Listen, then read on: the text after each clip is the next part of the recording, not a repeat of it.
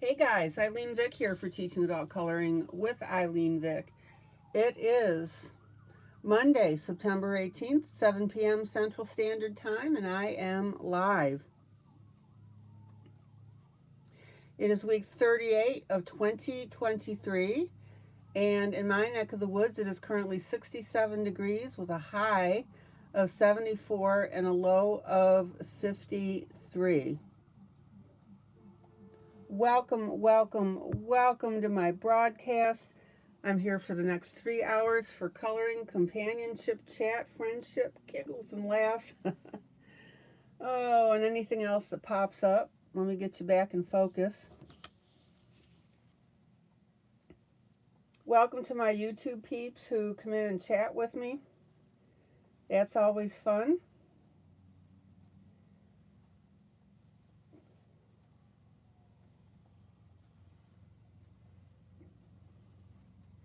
And welcome to my Facebook peeps who will see this broadcast when I post it into my group on Facebook, Teaching Adult Coloring with ILene Vick. Happy Monday, happy Monday, happy Monday, happy Monday to one and all, says Moggy. Hi, Moggy.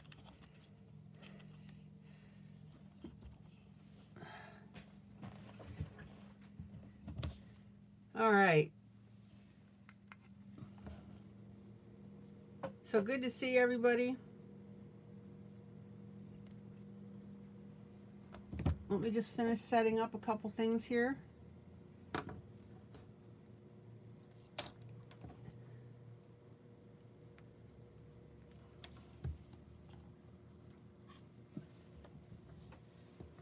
Maggie always likes to sing when she comes in the door.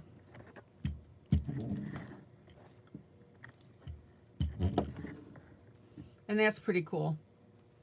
All right.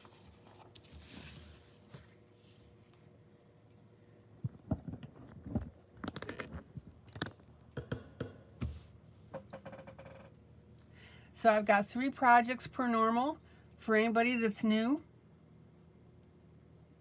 The first one is usually a duet. And this comes from one of my books. And I give it out for free so you can color with me. That's a great way of learning hands-on.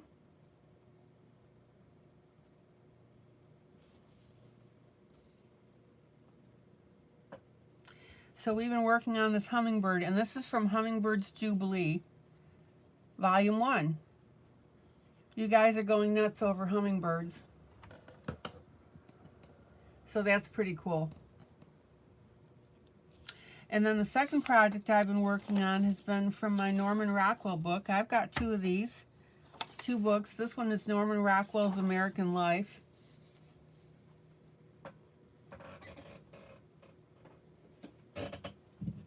Let me show you these real quick. Hey, Dorothy. So this is Norman Rockwell's American Life. And the other Norman Rockwell book I've got is Norman Rockwell's Classics. And both of them say from the Saturday Evening Post. And these are Creative Haven books. They are pretty cool. If you like Norman Rockwell,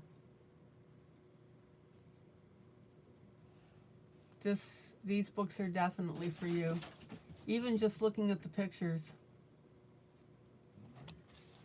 I forgot what this one's called. Oh, Liberty Girl, Rosie to the Rescue.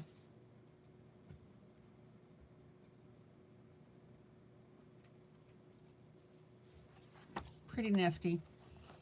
All right.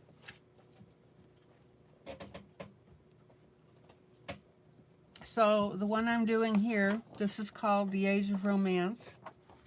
And the idea on this one is that the little boy is reading his book. He's dreaming about this scene. And if you look closely, that's the little boy because both objects have the glasses on. I really don't have too much more to go on this one. And then the third one is from Victoriana by Ellie Marks.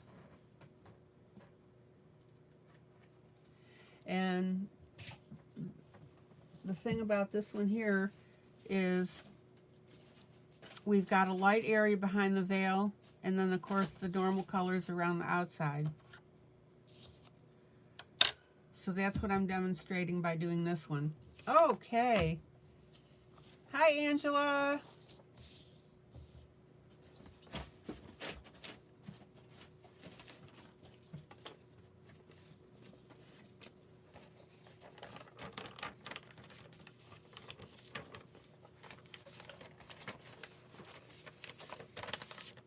Crinkle, crinkle, crinkle.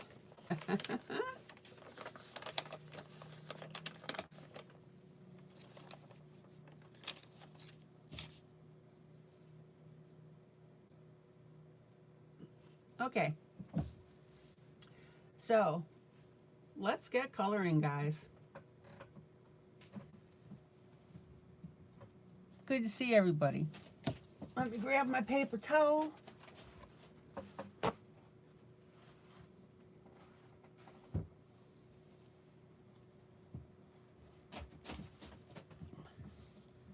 So Dorothy, hello.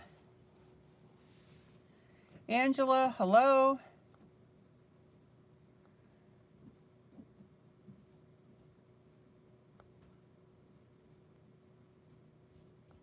And guys, please don't be shy about saying hello, please.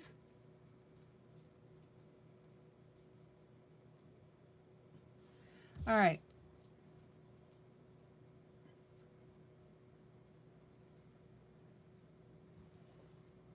So last night I was working on the bird itself.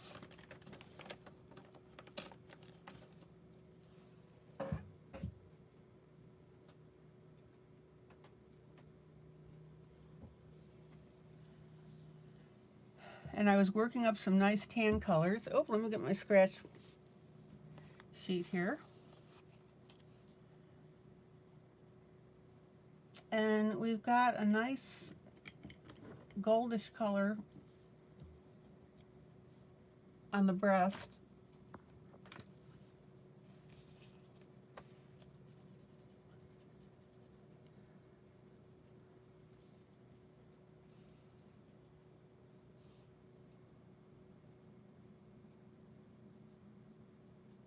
And I need to get my chalks out. Now, you can use eyeshadow, you can use chalk, and if you don't have either one, use your pencil.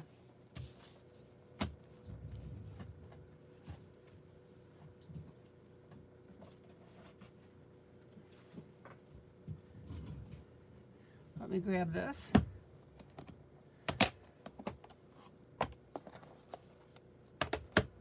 If anybody has any questions about using eyeshadow makeup for background, please speak up.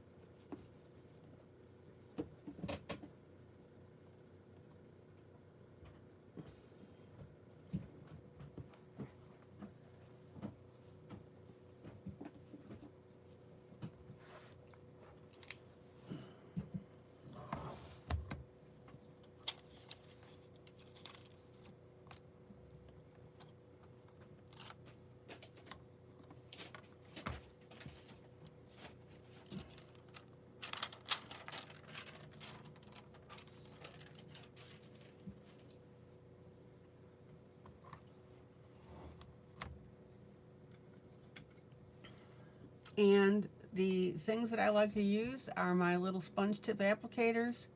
I found these out to be the very best for applying chalks and eyeshadow. A lot of people try to use Q-tips, doesn't necessarily work.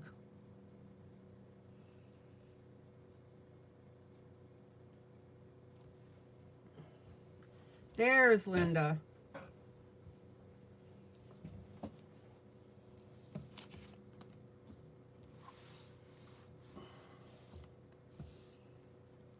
Okay.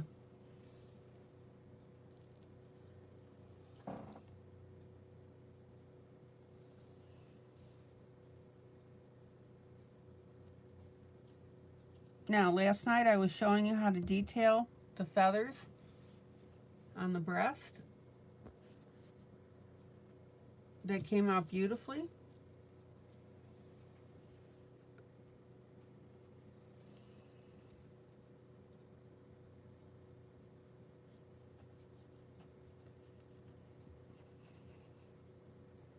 And remember, when we apply chalks, then we're going to come back, or eyeshadow, we're going to come back with colored pencil and we're going to detail.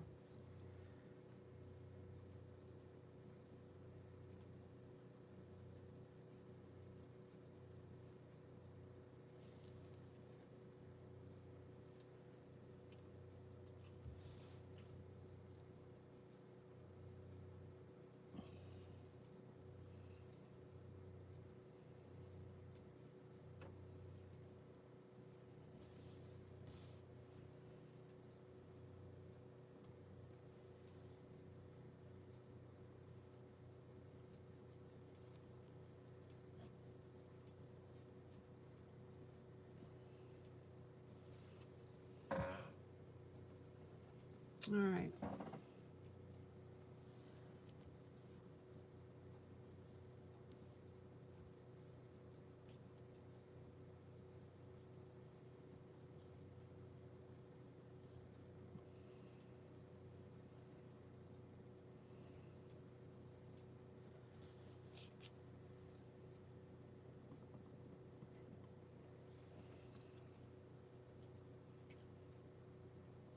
Isn't that beautiful?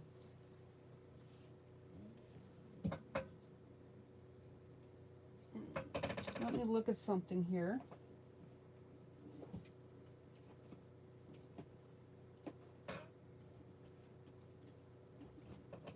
Hold on.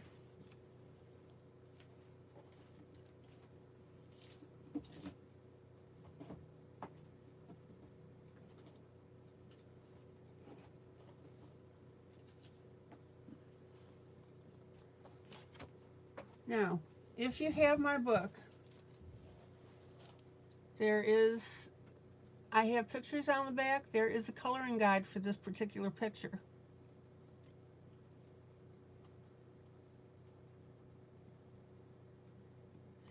So you can refer to that while you're doing your picture. But I'm going to deviate from this.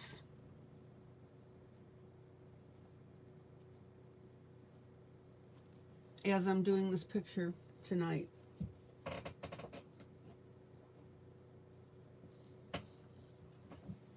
All right.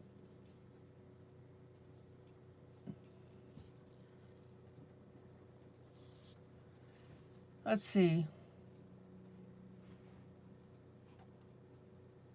Angela says, my birds of a feather just got here today, but it's your husband's truck. Oh, he picked it up on the way to work. Oh, gotcha. He will bring it in at midnight when he gets home.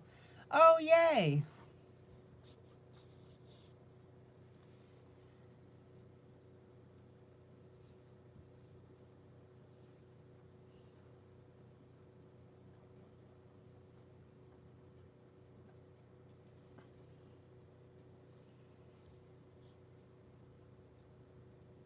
So near and yet so far, right? Oh.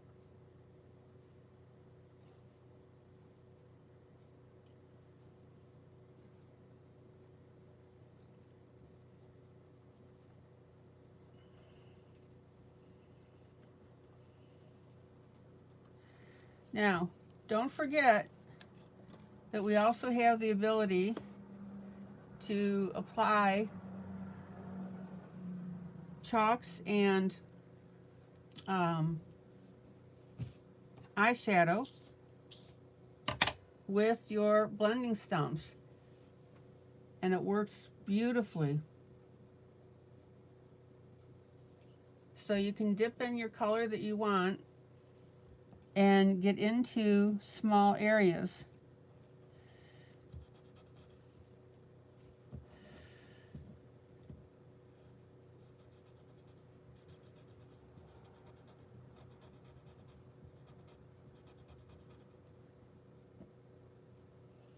Oh, he was running later. He would have brought it to you then. Gotcha.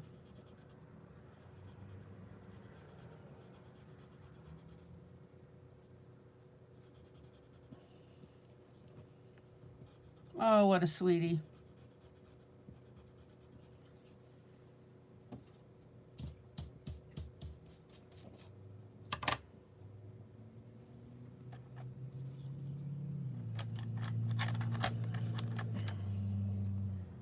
Angela, what's your husband's name?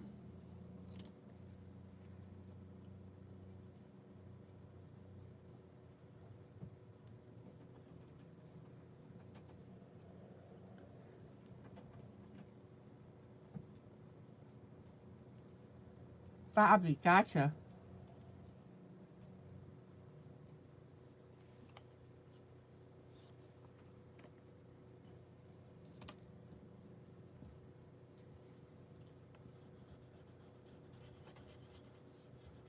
So, Angela, is Bobby supportive of your coloring?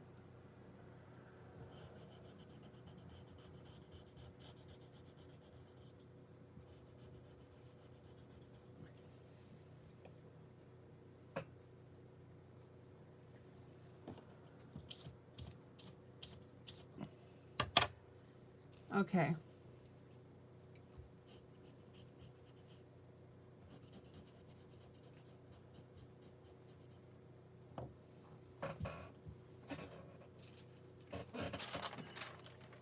He's working second shift to finish the school. What does he do for a living? Yeah, he's always looking to see what you're doing. Same with your crochet.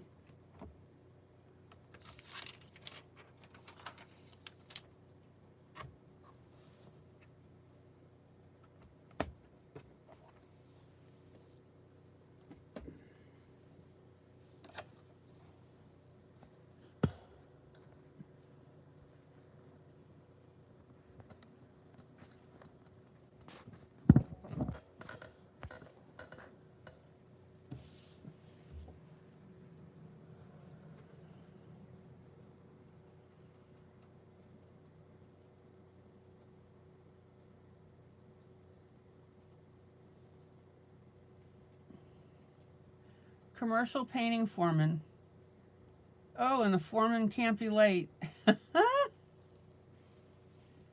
All right.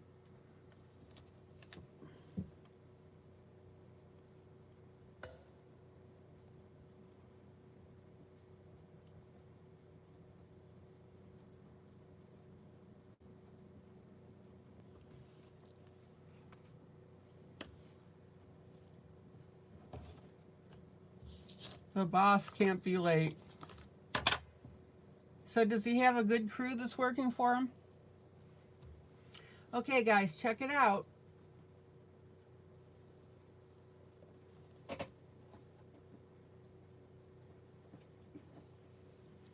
Now, I've got a really good red in my chalks. Oh, he has all the keys and all the specs.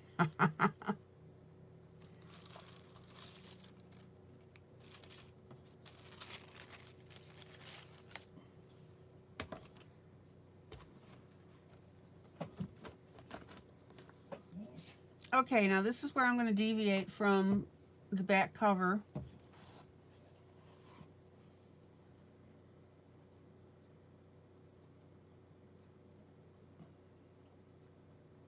Oh, some of them he calls weak links. Yeah.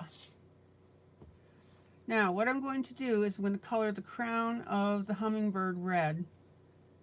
And that's because I want a brighter color in this entire picture.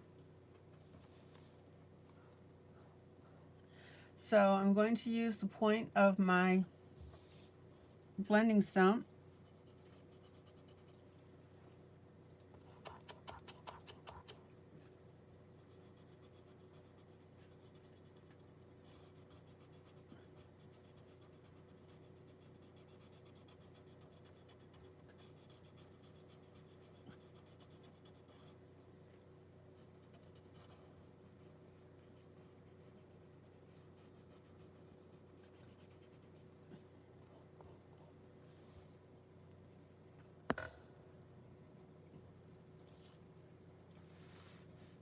Oh, Dorothy, you ordered your chalks today. Wonderful.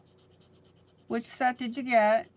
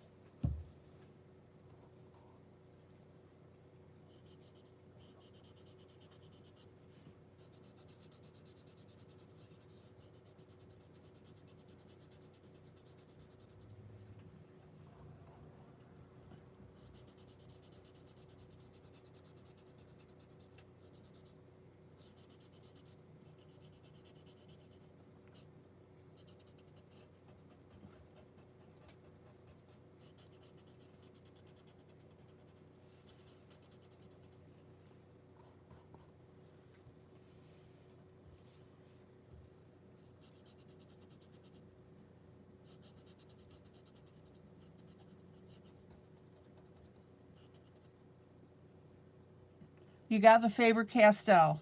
Okay.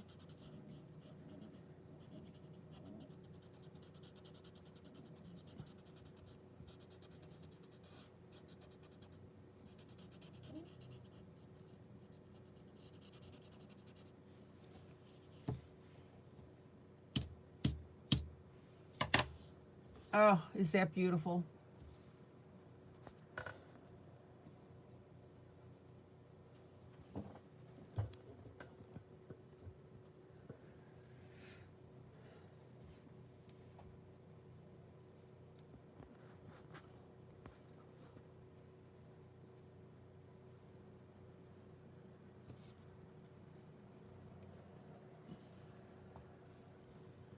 And I'm going to add a little more red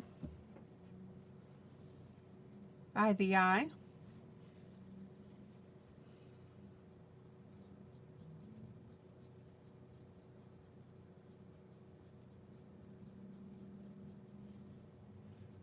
And a little more red on the wingspan.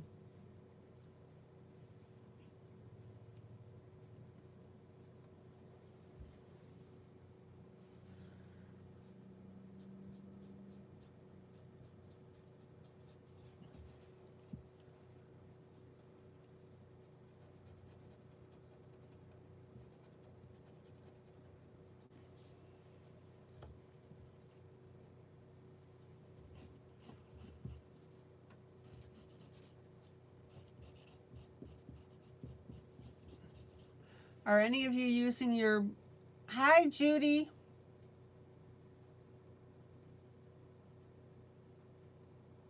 You're working and lurking this evening. That's pretty cool. You can watch the broadcast while you're putting your orders together.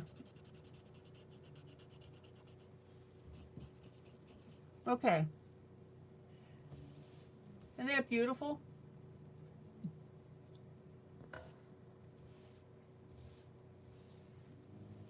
Now,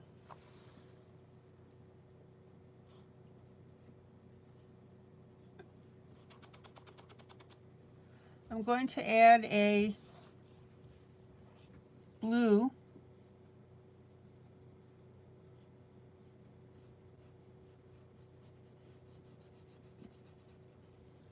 to the beak.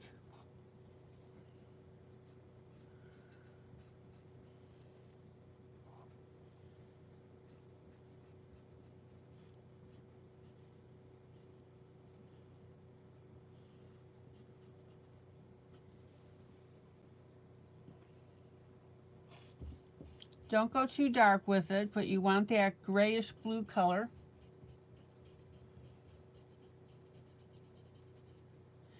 And then I'm going to come in with a black pencil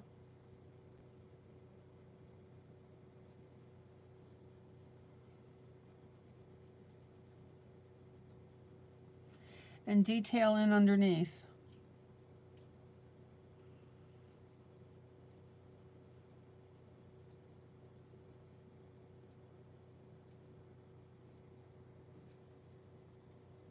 And a little bit at the top.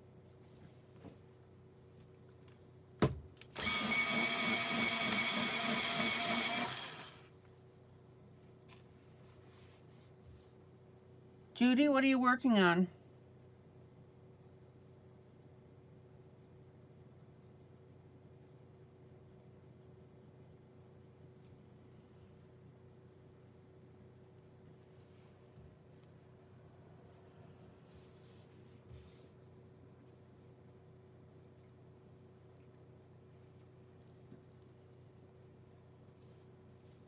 All right, let's take a look at this again. Check it out.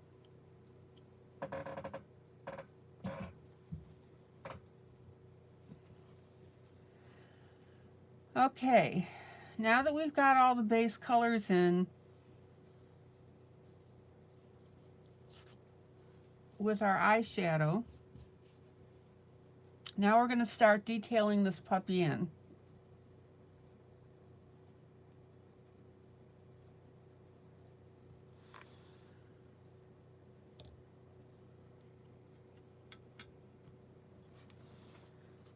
But before I do that, I'm going to take my black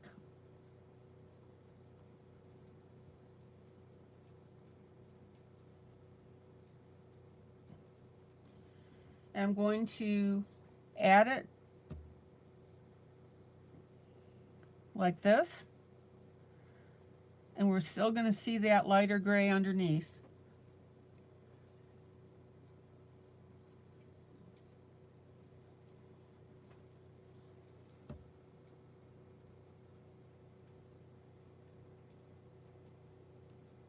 Whoop. And I can't emphasize enough, guys,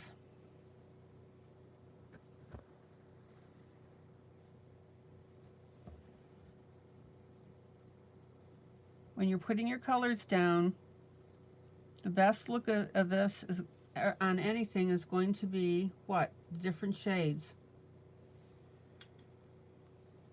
All right.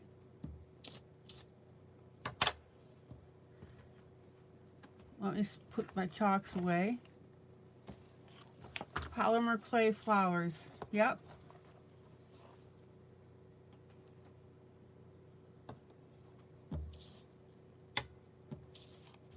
Yeah, polymer clay is fun, isn't it? Okay, let's start detailing. Black pencil.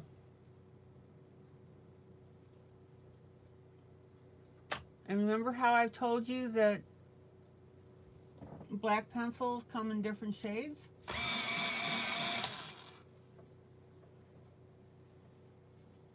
So now I'm going to start working on this eye, and we're going to start detailing.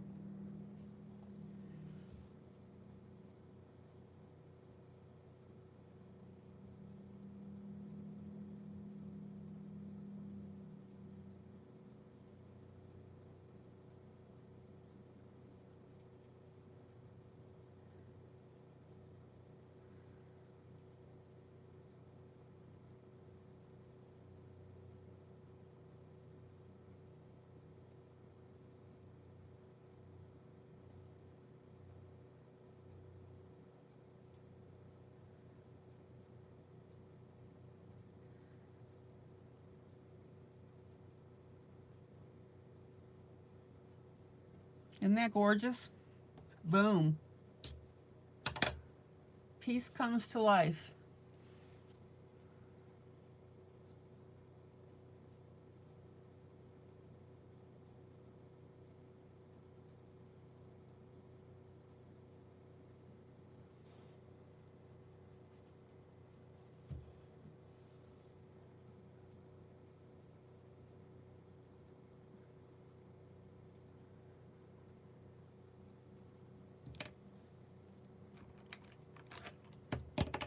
And then I'm going to use a lighter gray.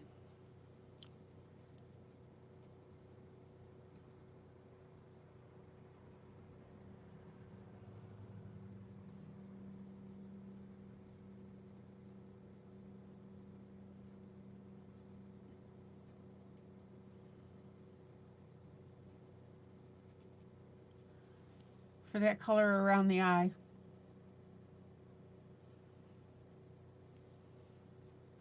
And yes, you can put black on black grayscale.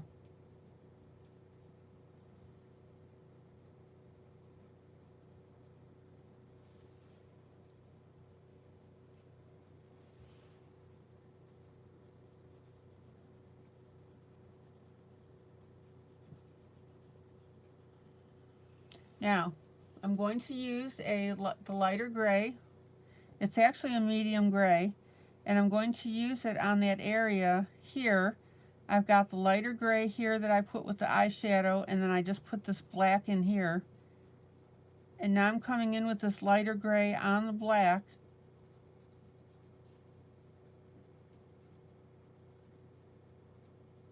And I'm shading in.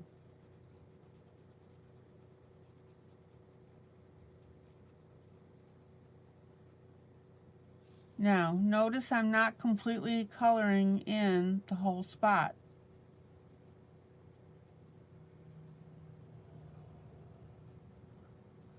We're just adding enough color that we have several colors showing up here.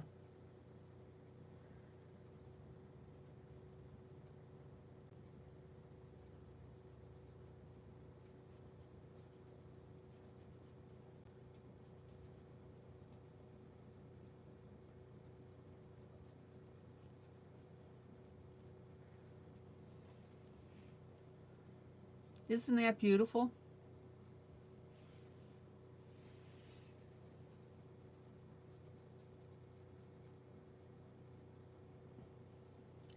And I'm actually going to take, let's see. I'm going to take my ivory, which is my Faber-Castell 103, and I'm going to highlight that streak a little bit.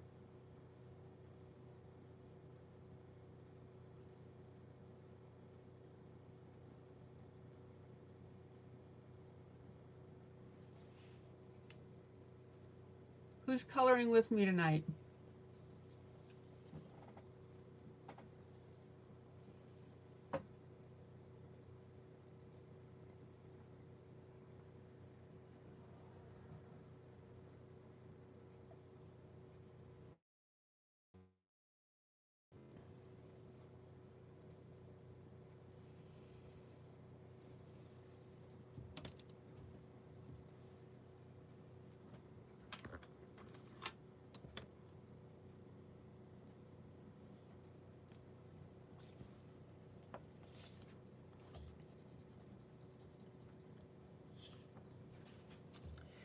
And then I'm going to take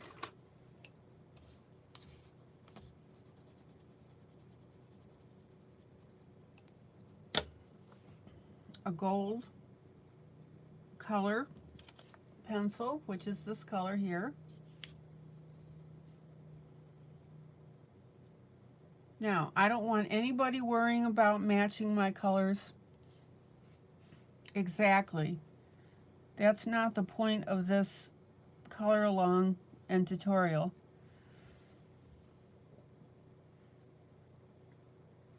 I'm going to take this gold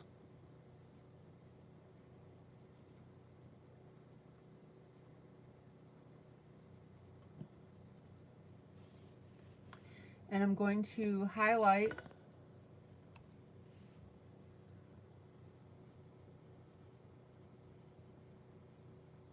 my shaded areas on the side of the head.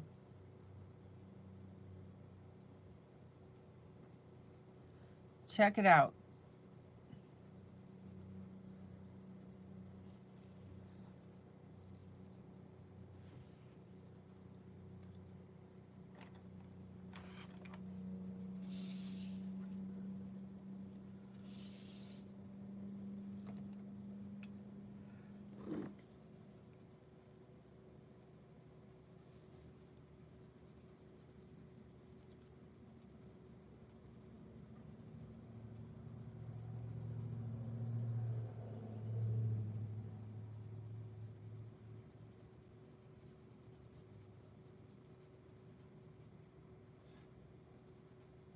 Isn't that gorgeous?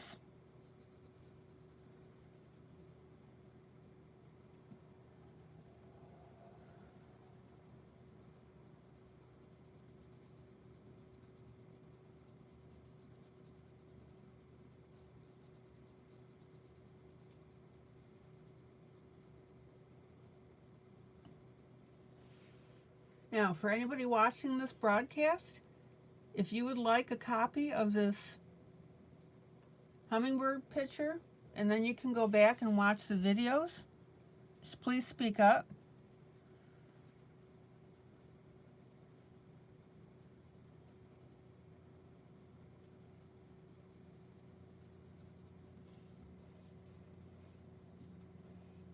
I'm going to blend with my finger.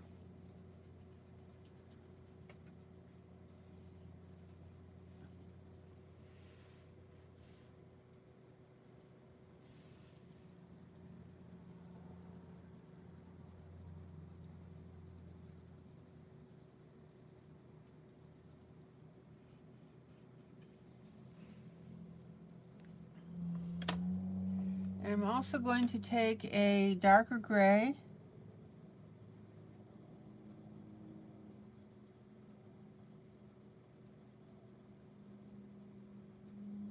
and finish around the outside of that eye.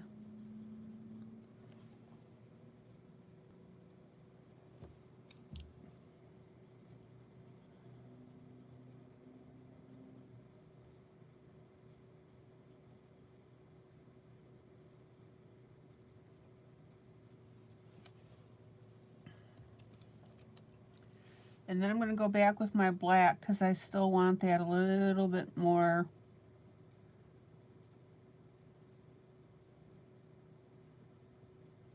intense.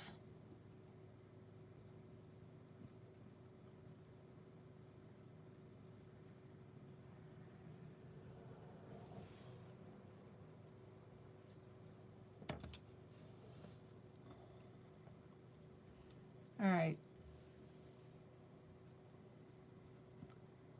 Now I'm following the grayscale here. I'm just adding my darker brown, gold, whatever you want to call it.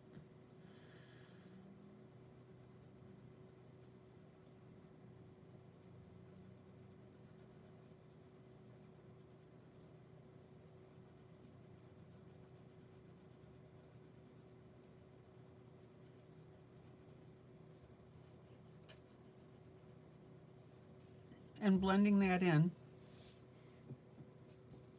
All right. Check it out.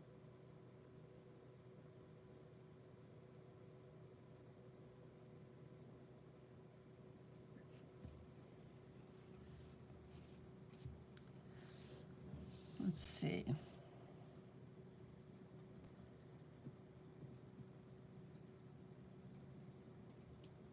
Now remember, don't pile drive your pencils into the paper. You want to work in that color.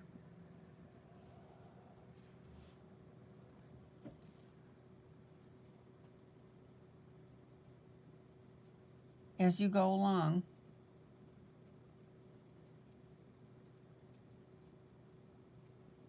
And as I've said over a bazillion times over the years, when you want to darken the color, you just go back over your area with your pencil until you get the shade that you want.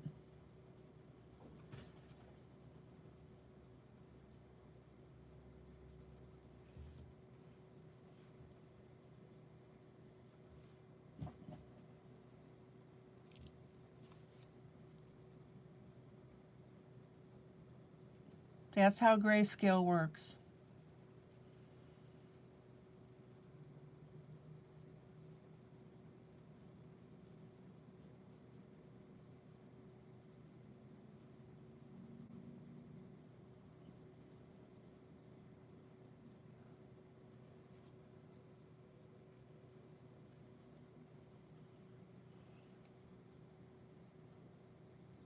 All right.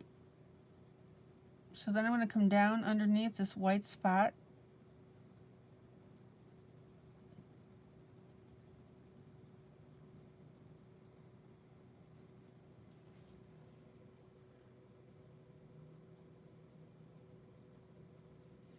And I'm actually going to bring that color down the wing a little bit.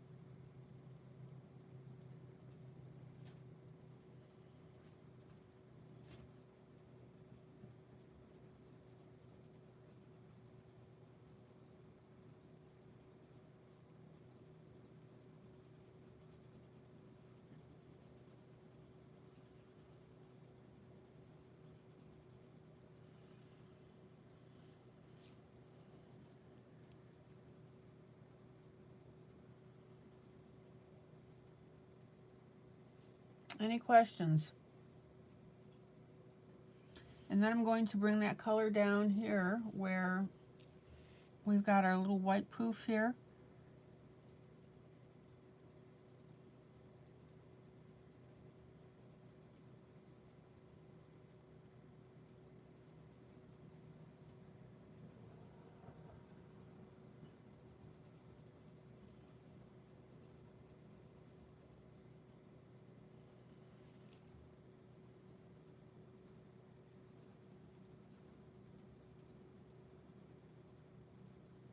And I'm shadowing into this corner.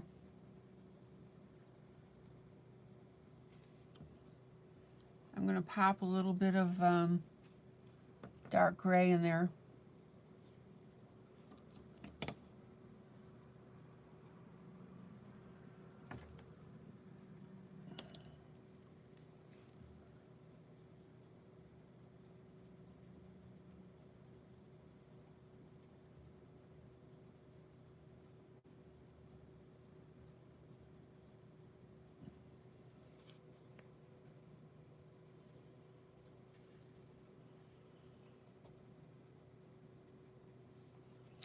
Okay, and then I'm going to work down the tail.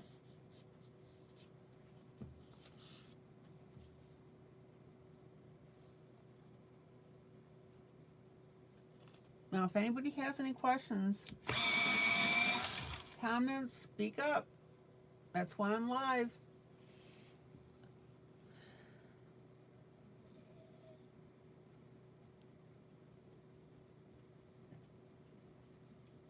And we'll go ahead and put in a little bit of gray to separate those feathers.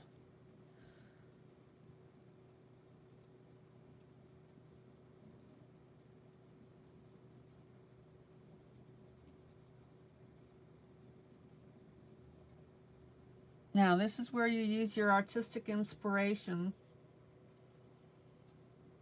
and you are adding those things on top of your base coloring of the grayscale that you think will make this look cool. Now, I'm going to add some little dots here, dashes.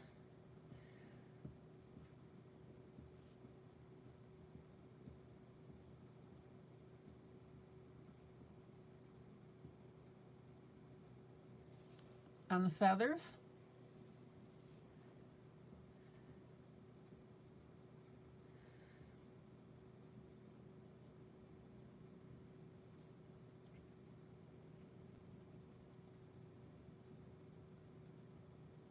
Just to give us a more natural look. Now, you may be asking, ILene, how do I know to do that? Well, that's why you watch me, and that's why you go to Google and you Google pictures of, in this case, hummingbirds.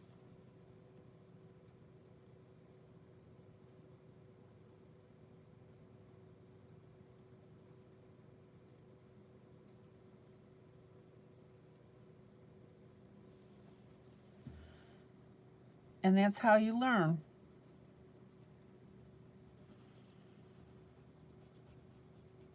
And the sad thing is sometimes people give up because they see this detail work. And again, it's not hard.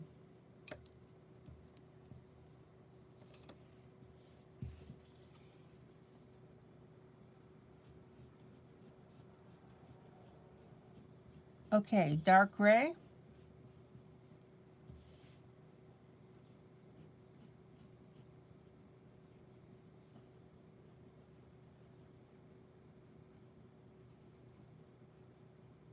We'll detail some of these curves on the feathers.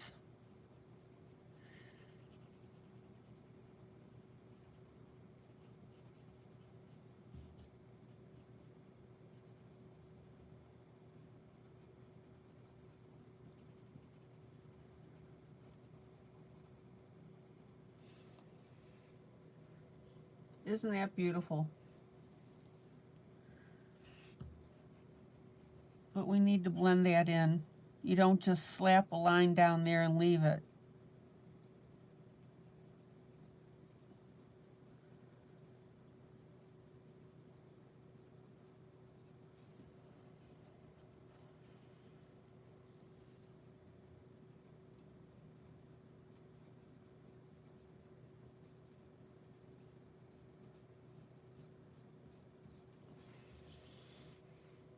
Oh, that's pretty.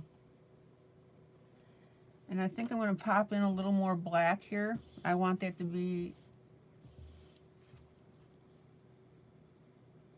more vivid.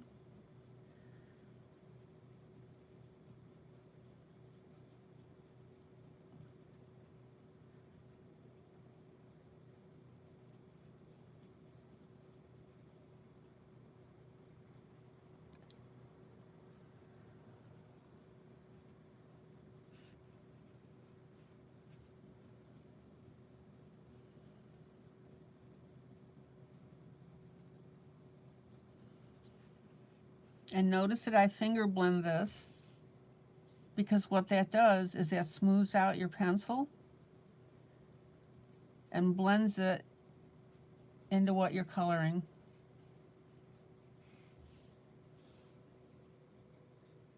And how do you know when you have a good blending job? And the answer is when one color seamlessly disappears into the next. Write that down.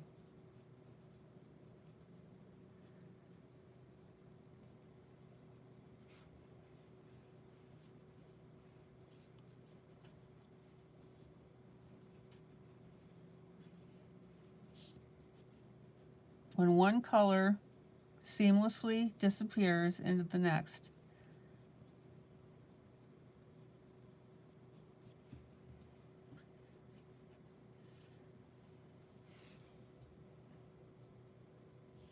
All right. And then I'm going to go to the tail here.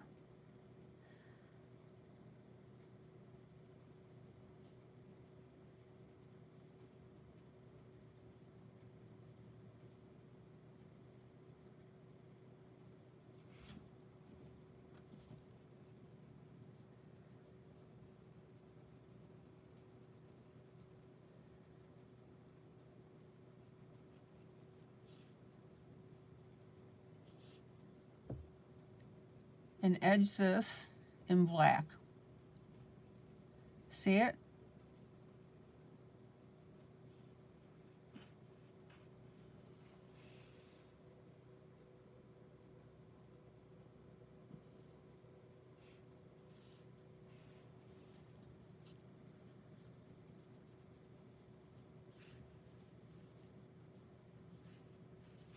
All right.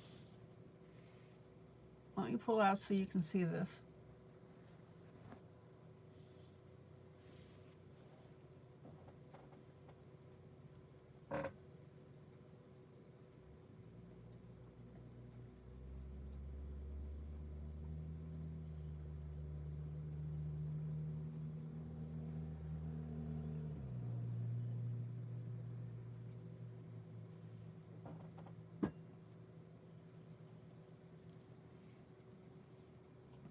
Okay. Oh, let's see which gray here.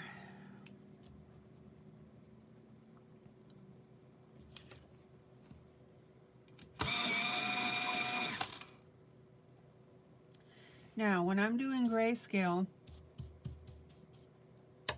this is the part that I love the best. I mean, I love it all.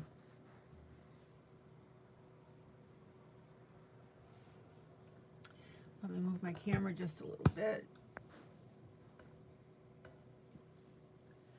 But now when I'm detailing in these colors, this is where your piece comes alive.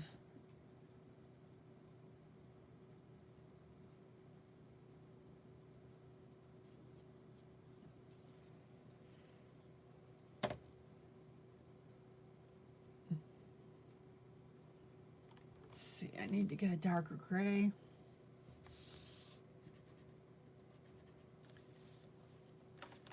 Hallelujah.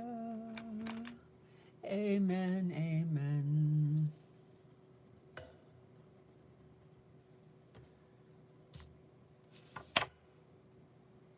Okay, I'm done fussing with this. I'm going to go with my Payne's Gray.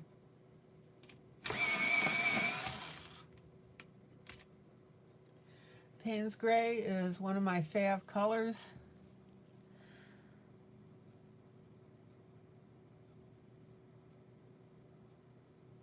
It's just that right shade of gray.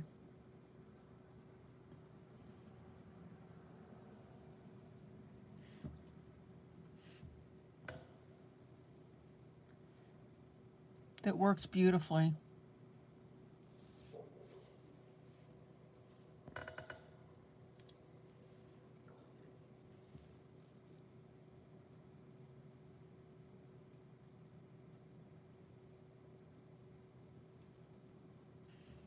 Now remember, you don't want to get streaky, right?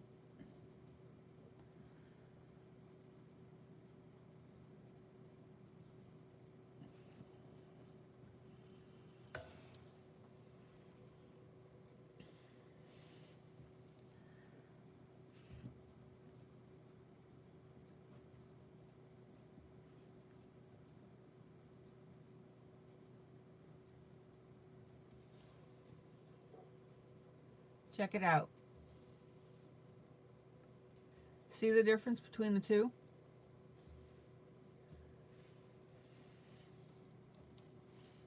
So here's my lighter gray.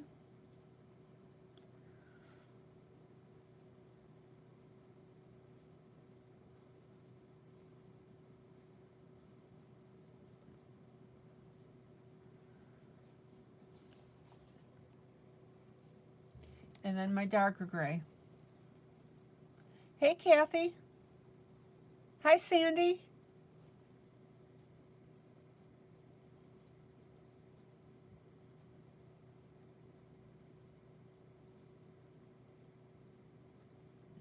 And notice that I'm putting my Payne's Gray off to the side. And that's creating that shadow and that look of a depth.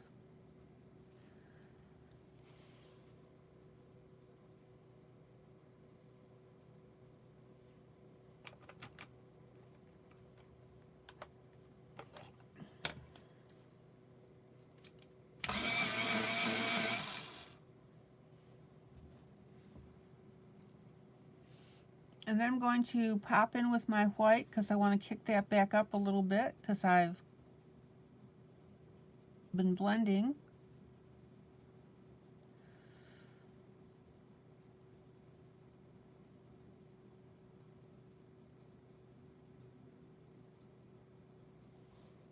And now that looks really cool.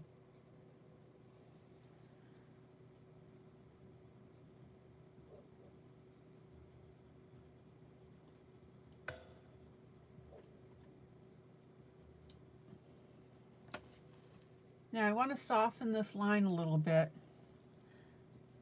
It's pretty blunt. Blending pencil.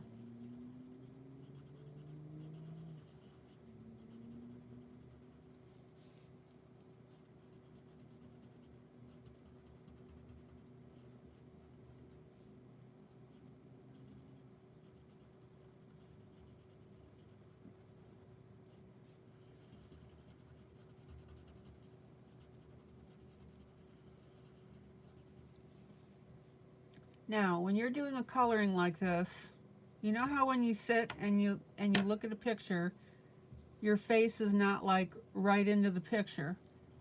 I like to, when I demonstrate this,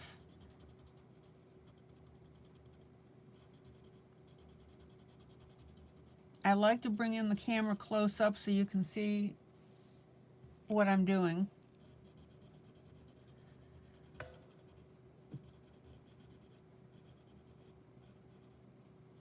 And when I do that, some of these lines are going to look a little streaky.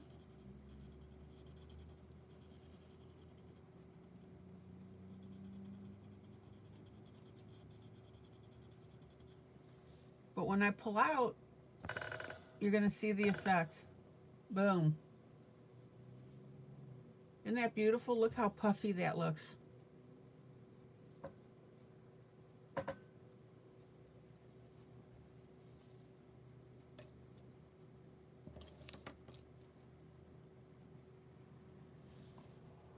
Questions, comments?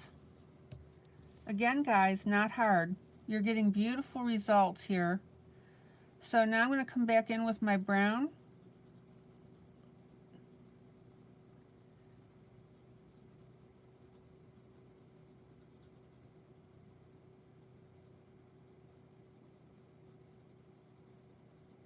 Which is my gold, actually. We're going to put a little more gold on there.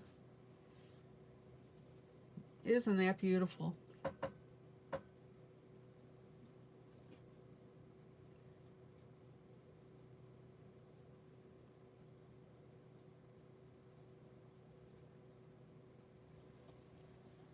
Okay.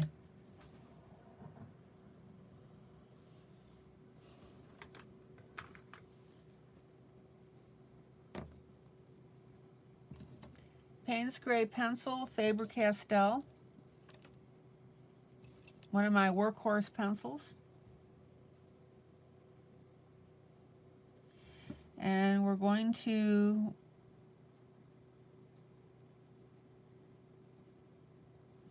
add some depth now to this front part.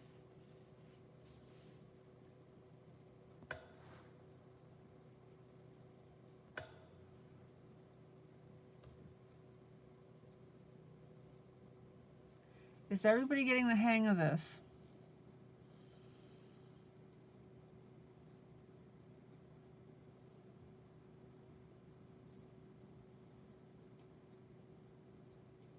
Now, I am barely touching this pencil to this paper.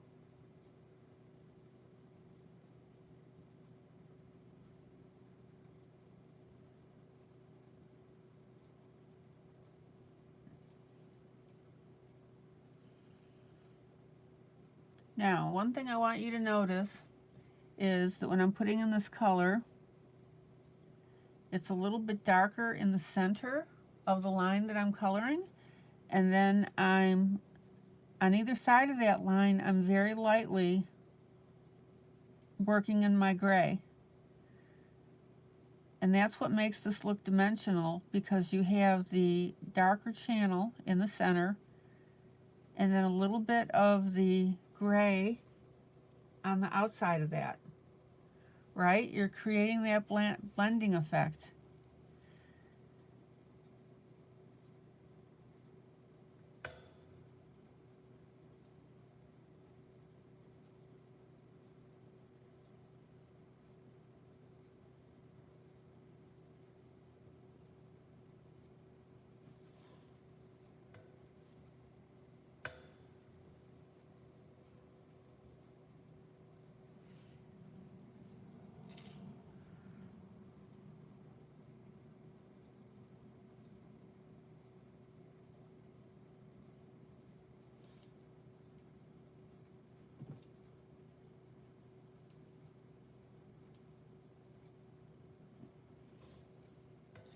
Again, you don't want any streaks.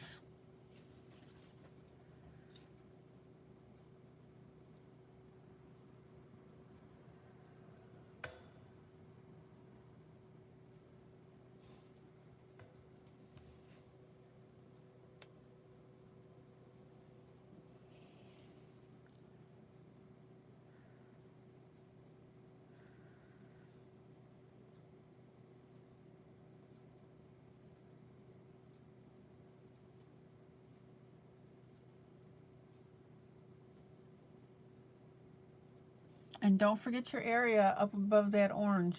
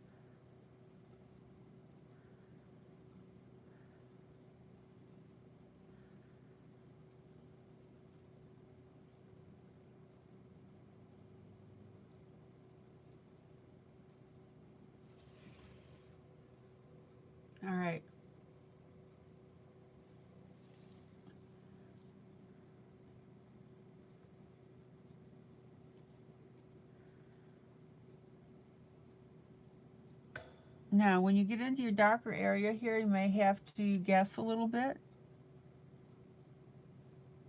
but that's okay.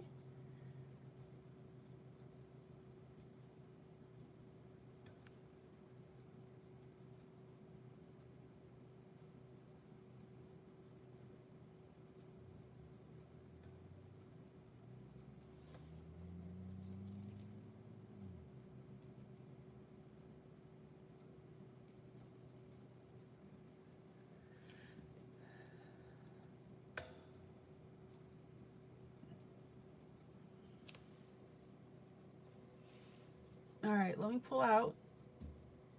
I haven't done the yellow part yet. Camera adjustment. There we go.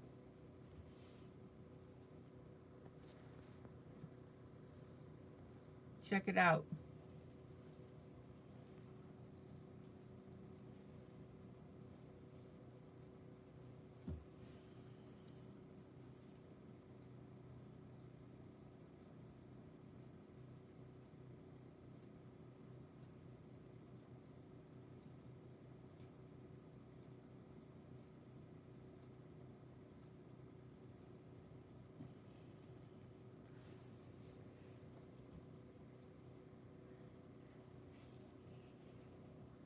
And it's just these subtle, let me get really close so you can see my pencil marks here.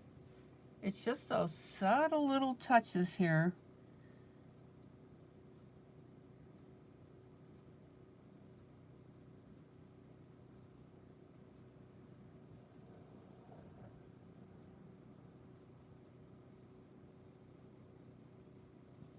that make the piece.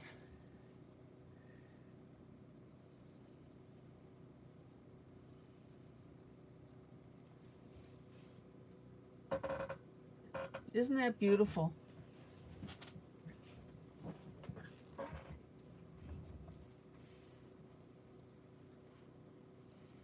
All right.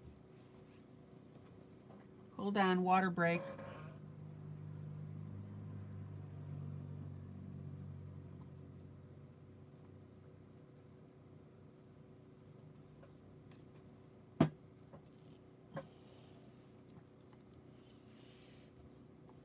Now this light streak here that I put in,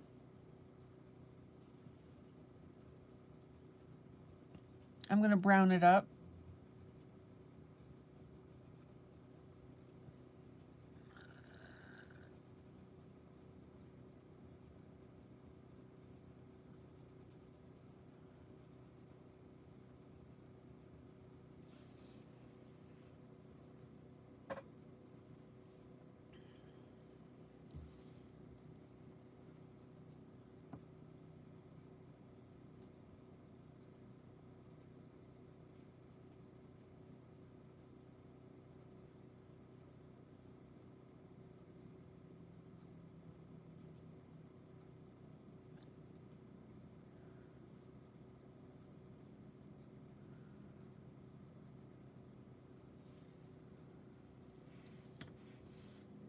I'm so sorry I was off camera.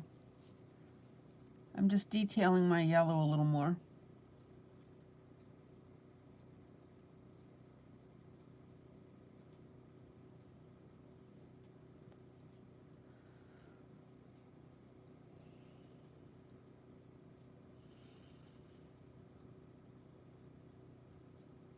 Play with it, guys.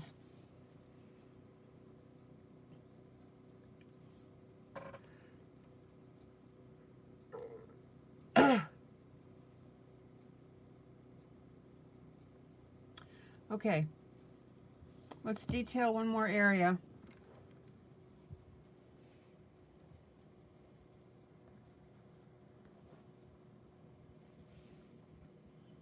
Everybody see how beautifully this is starting to pop up now?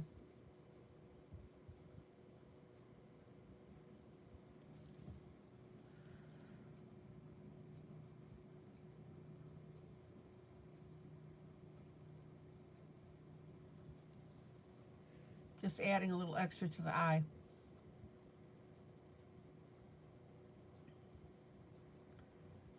Okay.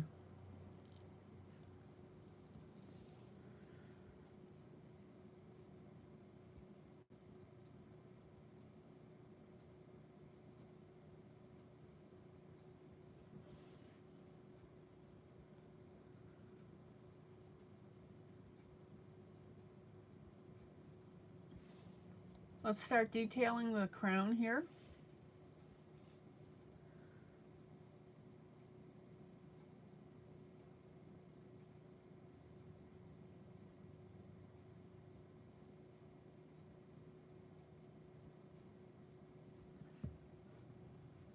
Again, I am barely touching the paper.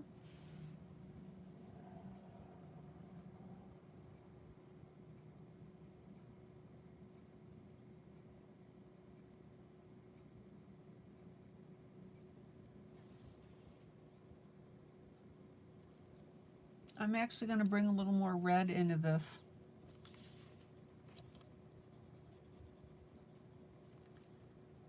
Let me look for a vibrant dark red.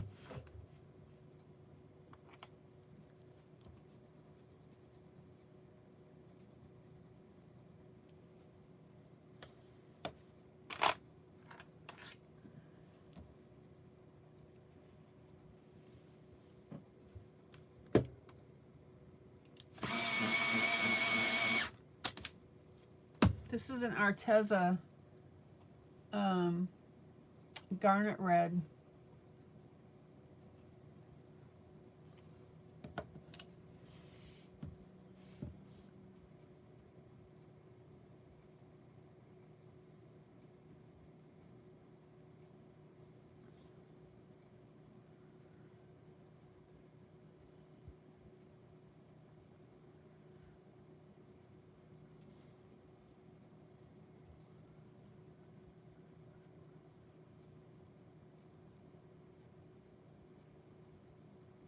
And again, barely touching the paper.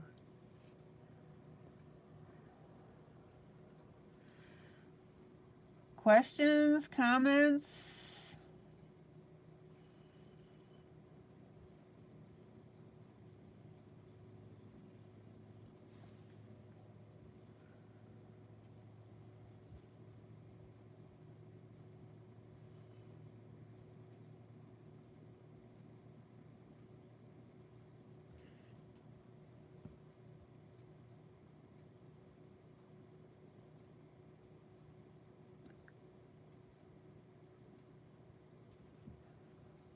And see how that top now is starting to pop up beautifully.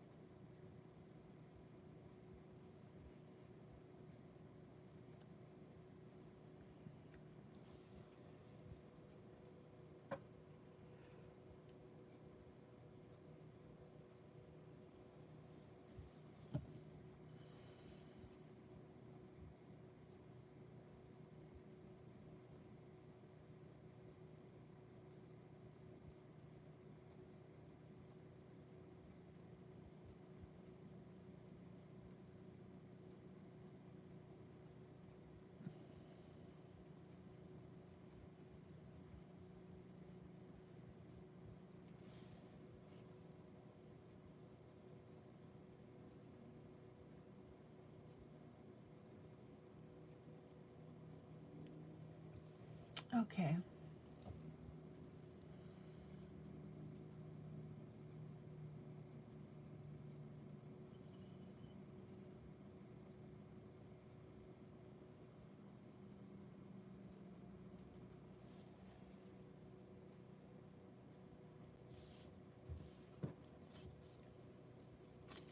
Now I'm going to change this up a little bit.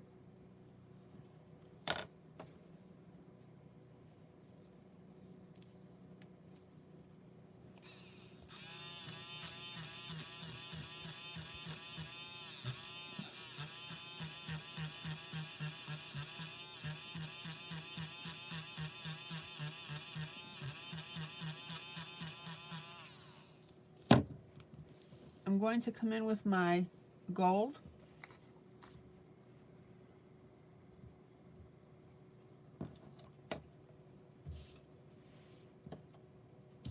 Because I want that red to be abbreviated and look more like a cap.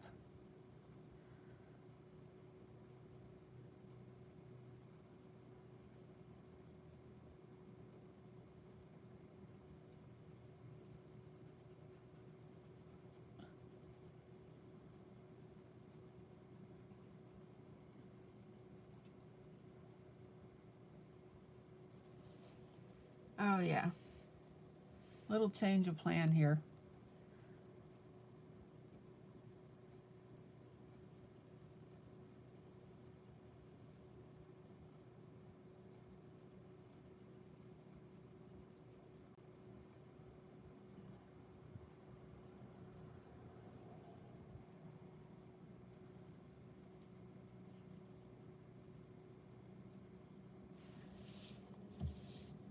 Oh, beautiful. Okay, pull this out.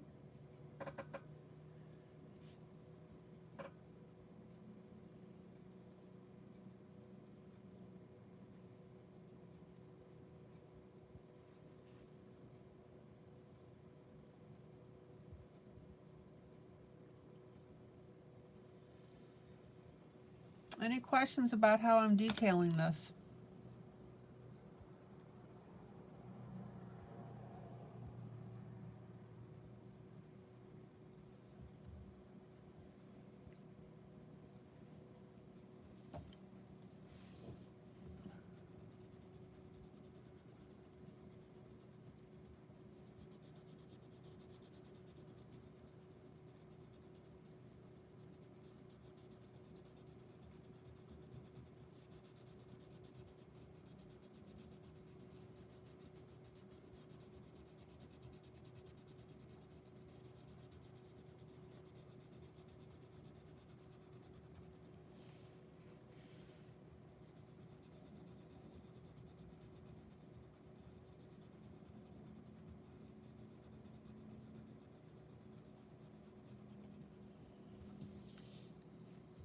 All right, and I'm going to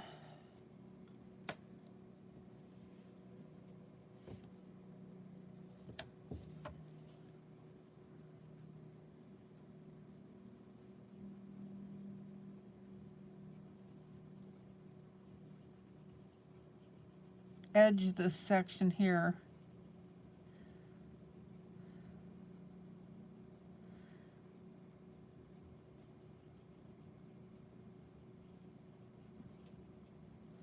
With my red.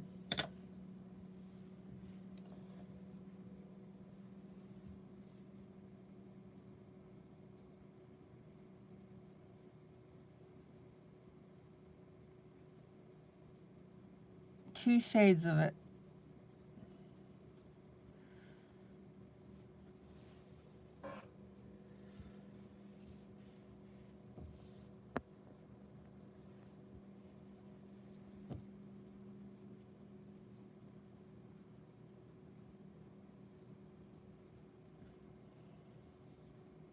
And then very lightly blend that in.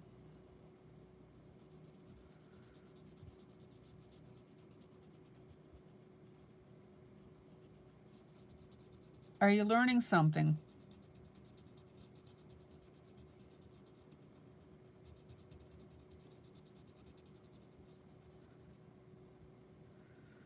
Now, don't go wild with your blender pencil. Your blender pencil is your harshest. We'll get there.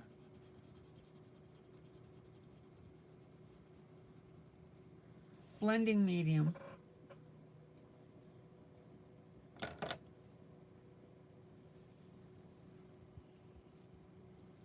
Now, I'm going to take, and then I'm going to go to my next project. I'm going to take a little bit of gray, and I'm going to shade underneath this red.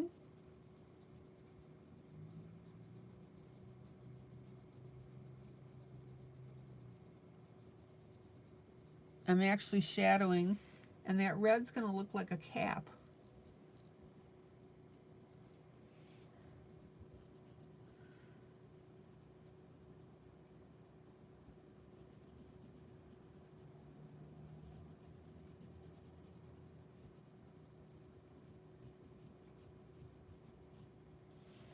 Check it out.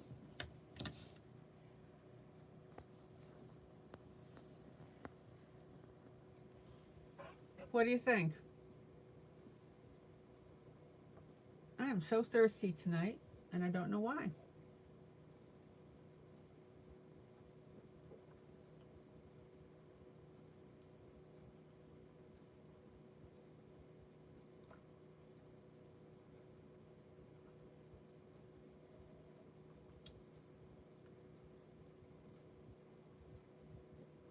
Again, guys, not hard at all.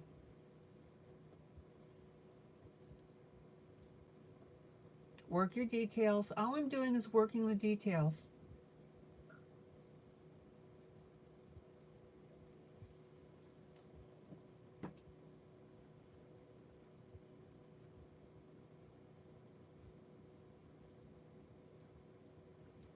And I'm talking you through every step.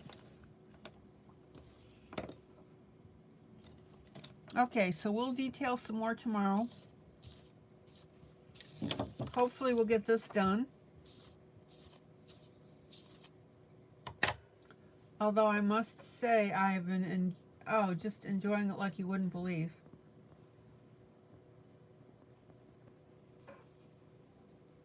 I mean, good grief, who doesn't like a hummingbird? Okay, Kathy, thank you.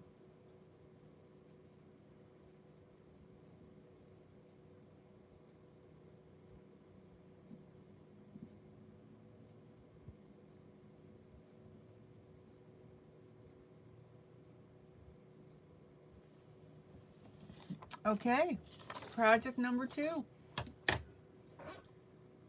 Let me put my chalks away, though.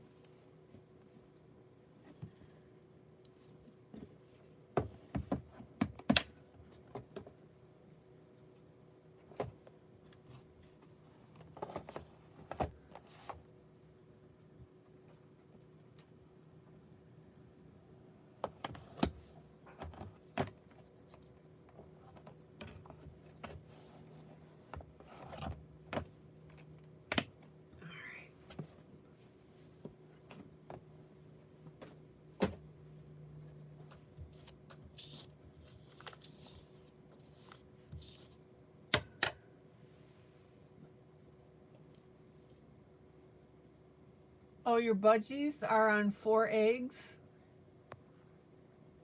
Hope they all hatched. How many budgies do you have, Angela?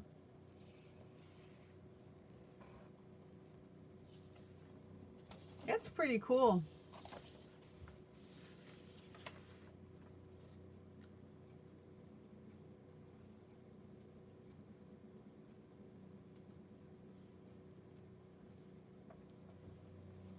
Okay, so this is a Norman Rockwell page. American Life by Creative Haven.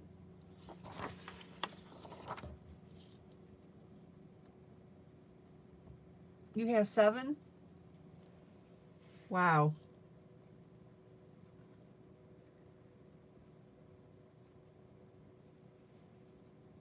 Now, for those of you that are new that are popped in, the idea here is our little boy is reading his book. This is what he is reading about, so it's lighter.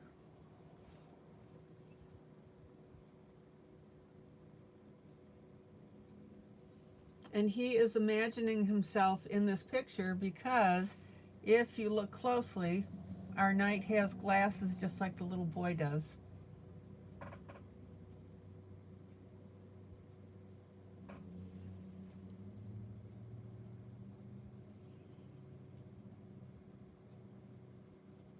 Now, if that doesn't make you smile, I don't know what does. Isn't that cute?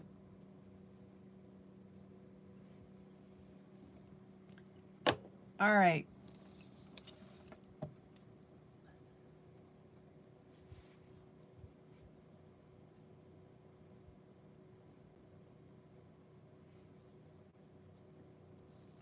So last night I was working on the horse, and I'm just going to add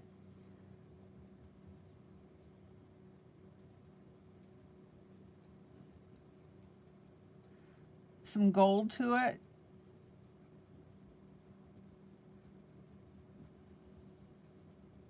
And get a little more detail. Now, the trick of this is to keep this picture light enough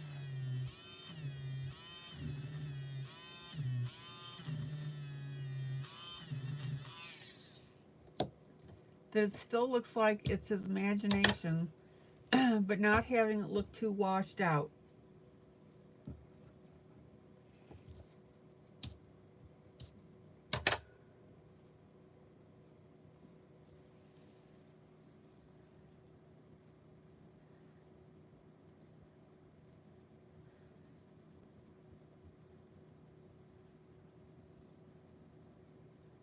Yeah, back in my college days, I used to, take my clothes to a laundromat, and the laundromat had a huge enclosure area.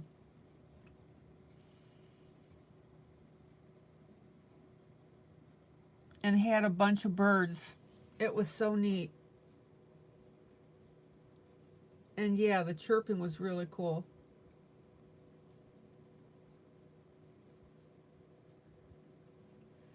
Okay.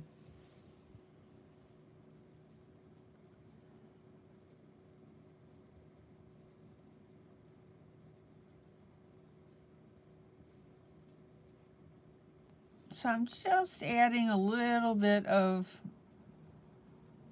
shading and shadowing here. Not much. Again, we don't want to get too dark.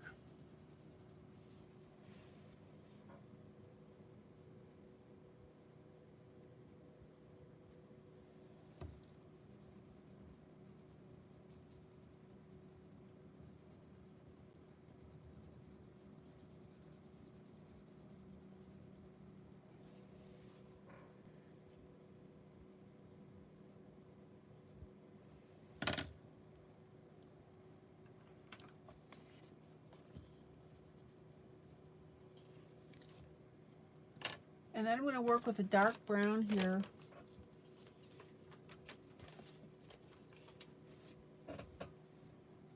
Oh, let's see what we got here.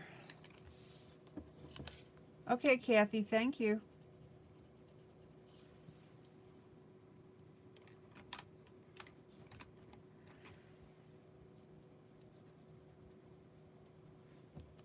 So guys, while I'm doing this, what are you working on?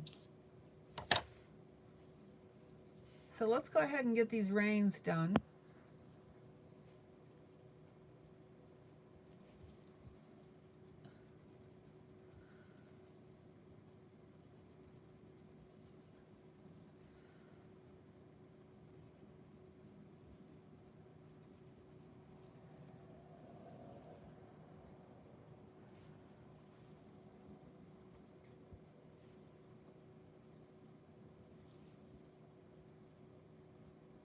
Kathy, you're working on your coloring challenge, okay, from the library.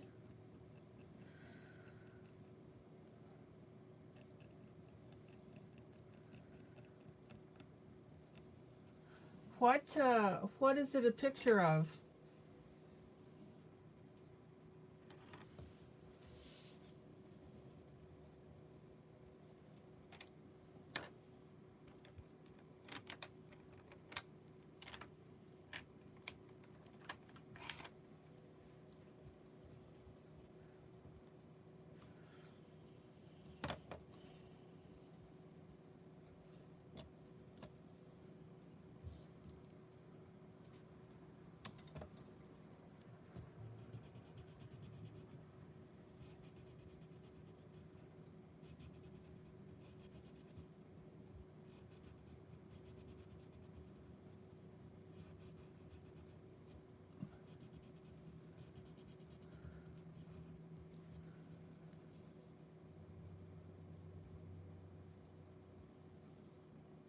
Sandy's almost done with the turkey picture.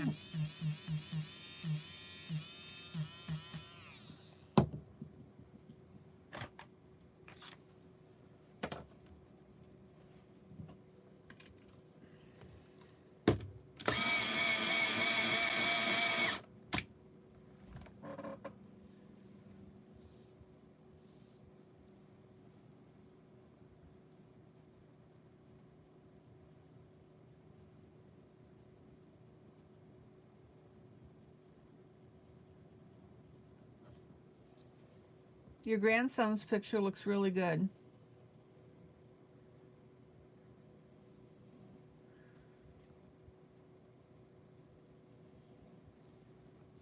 Okay, so brown.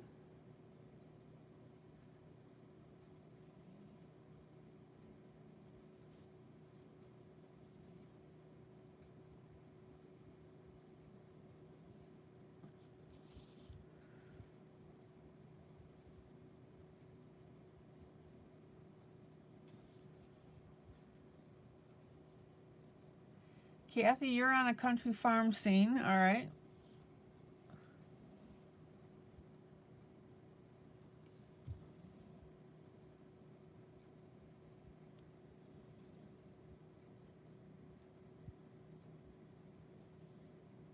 Oh, the challenge is the country farm scene. Gotcha.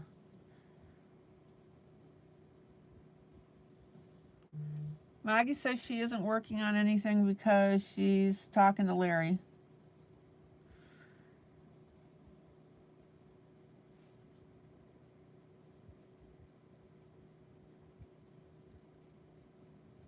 Maggie, tell Larry I said hello.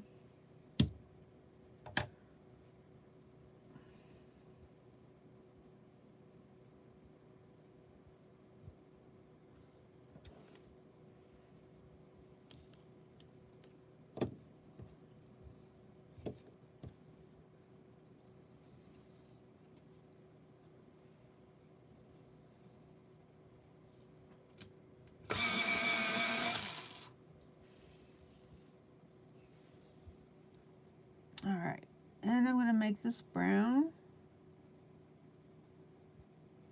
It's part of the bridal set.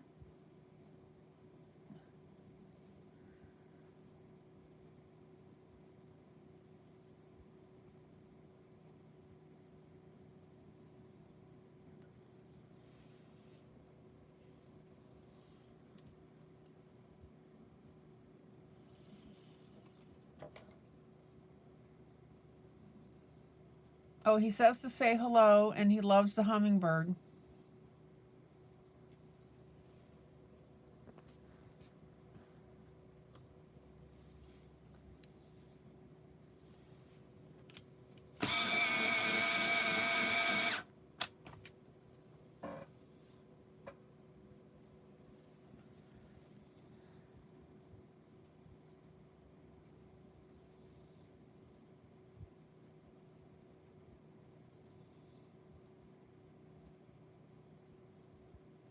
All right, so we've got a little bit of a lighter gold around here.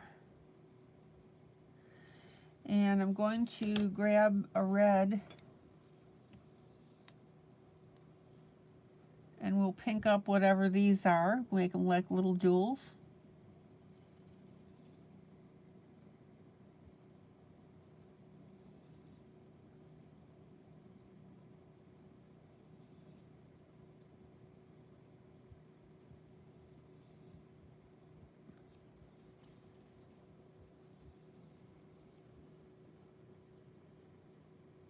It's pretty cool.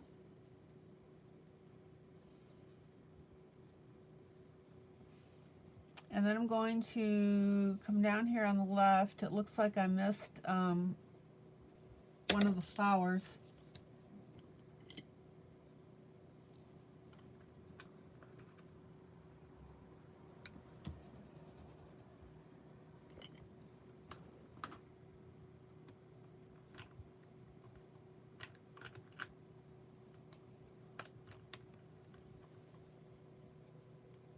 Oh, he also told me to tell you or tell me that Grasshopper has learned so much from Master that he can't find any negatives now. Ooh.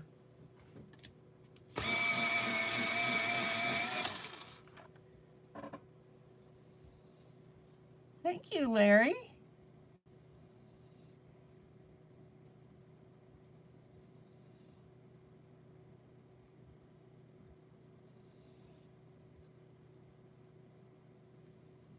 All right, compliments for the two of us in one statement.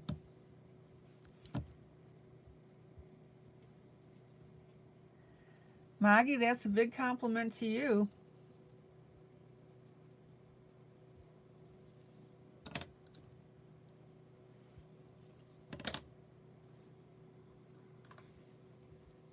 So thank you, Master. Oh, my pleasure.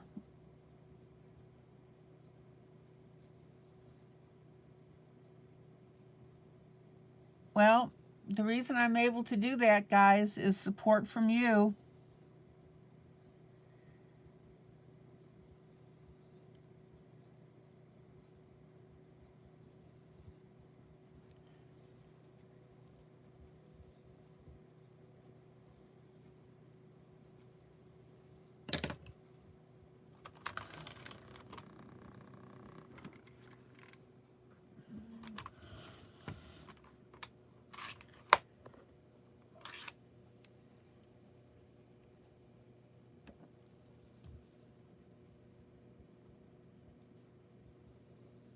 Alright, let's get the rest of these stems colored.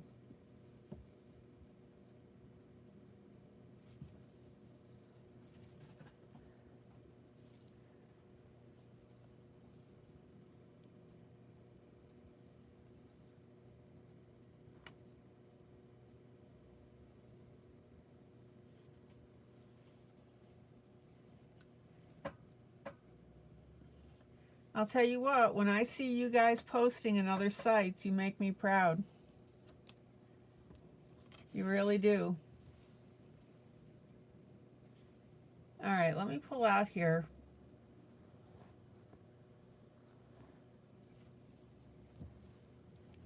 And what I'm doing on this picture is the same type of thing I did on the hummingbird. Is now we're going to start detailing in some of these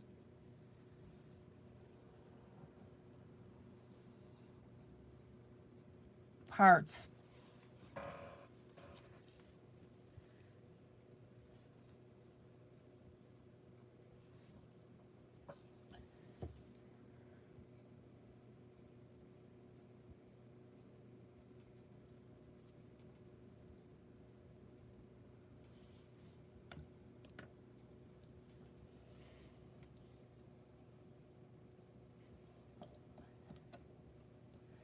Now I've got the brown.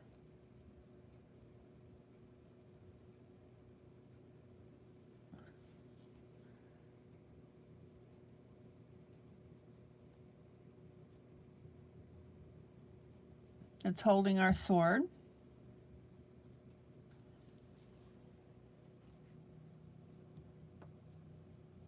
I'll tell you what, I get a very big pleasure when I see you guys when you post it in other groups. Alright, we're going to do this gold. So I'm going to start off with my yellow. When I see you guys post in other groups and I see you using the techniques I've taught you,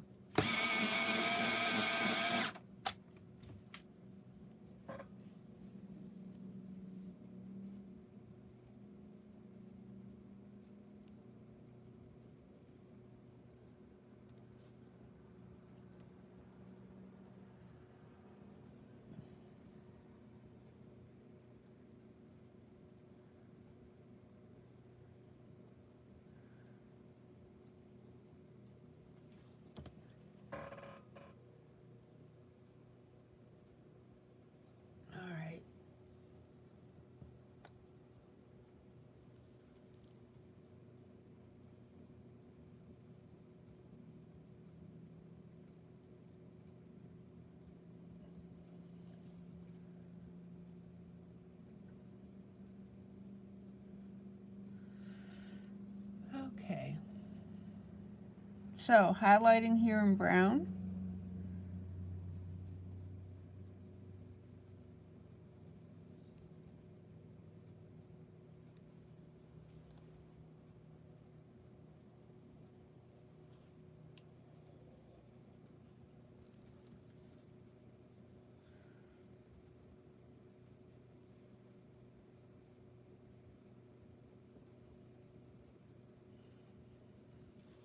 And we'll come back with the yellow.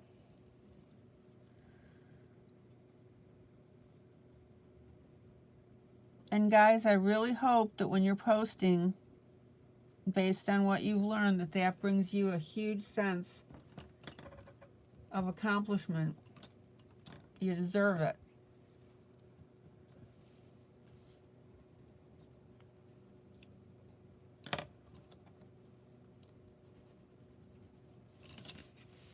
All right.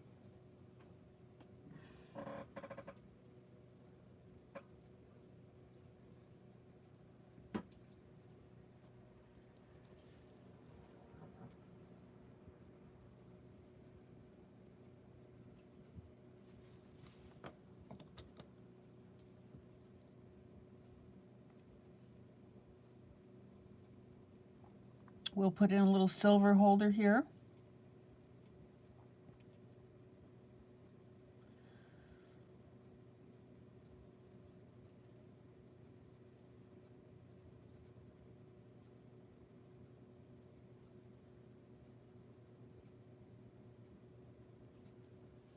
and shadow that up a little bit.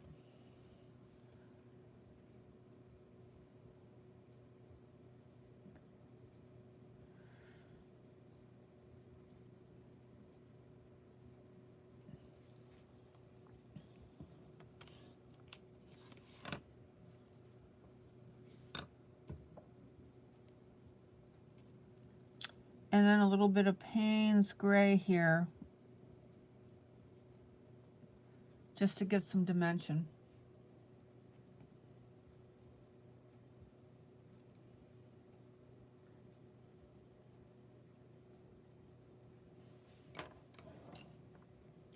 Okay.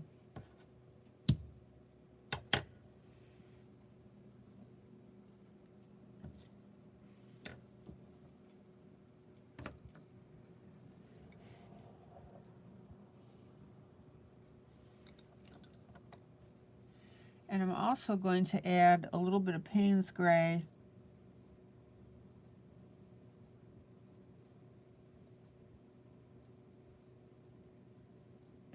into this hilt.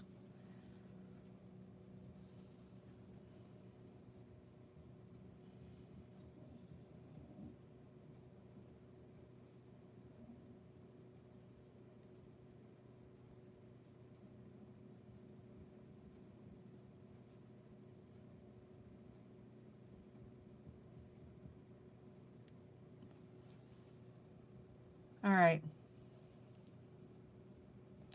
And then I'm going to slide up here. Let me pull out so you can see where I am. We've got our light gray on our armor.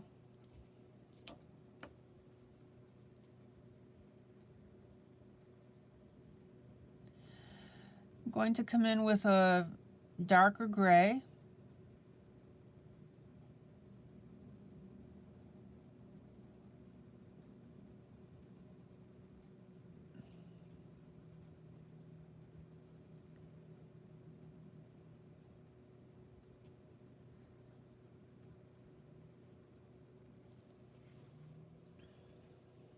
All right, Linda, thank you.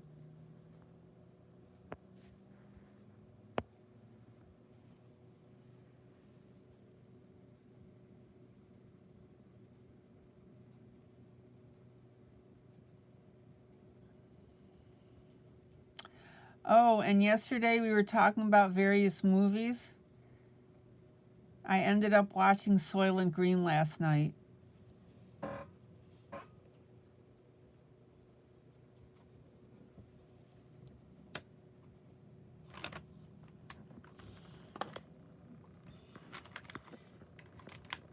And I don't know if any of you guys remember it, but it's set in 2022.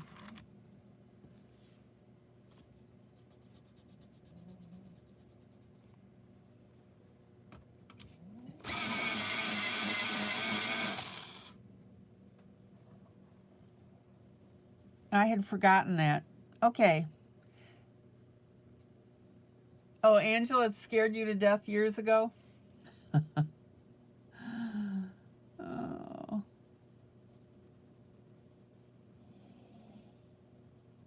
Okay, so I'm shading in this darker green because that's our shade.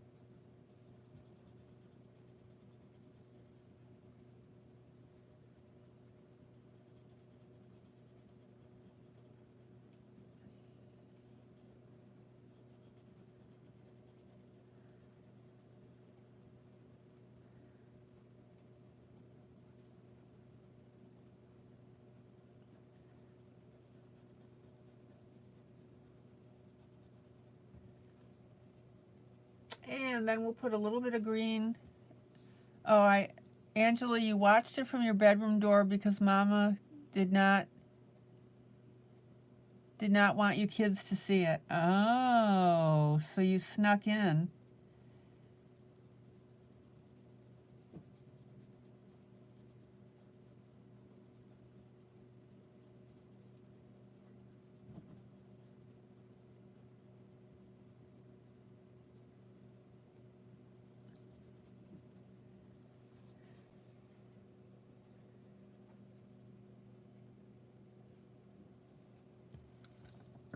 Okay, then I'm going to come in with a little bit of blue.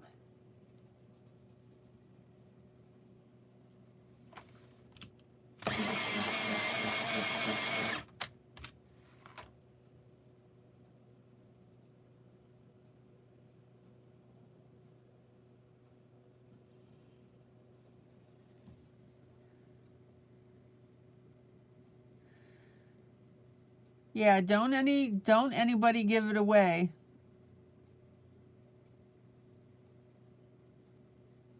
Because Angela hasn't seen it.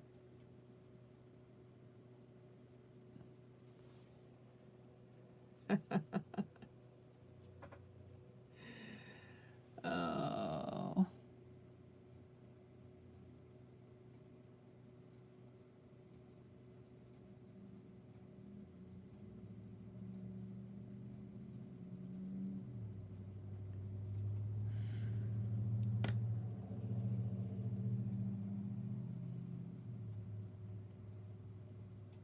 It's an interesting movie.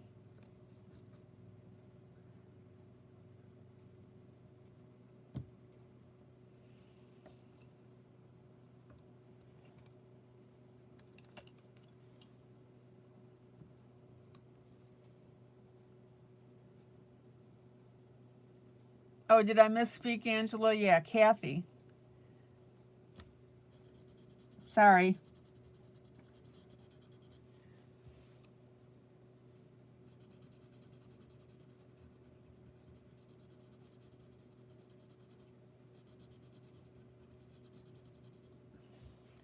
Okay.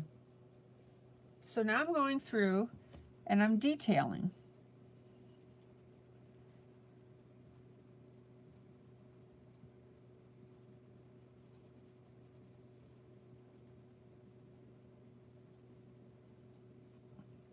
And just adding those little touches here. I really don't have much more to do on this. Yeah, Maggie says it's not her cup of tea.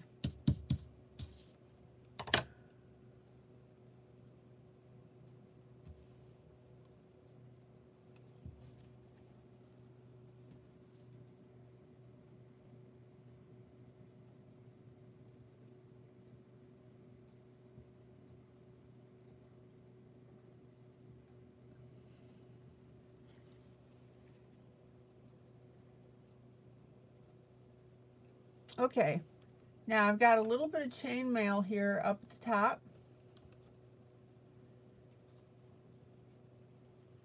So I'm going to go with a light gray.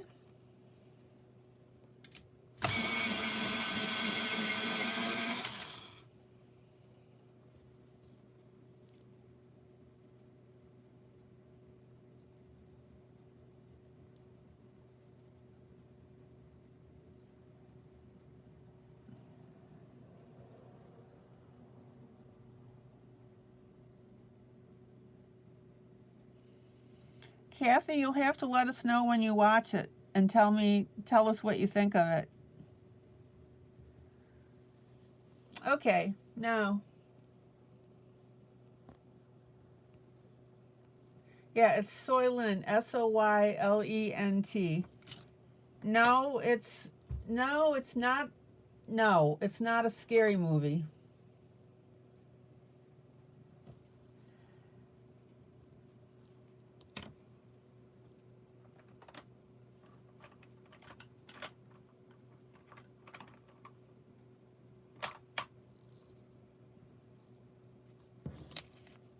Yeah, Soylent, Soylent Green.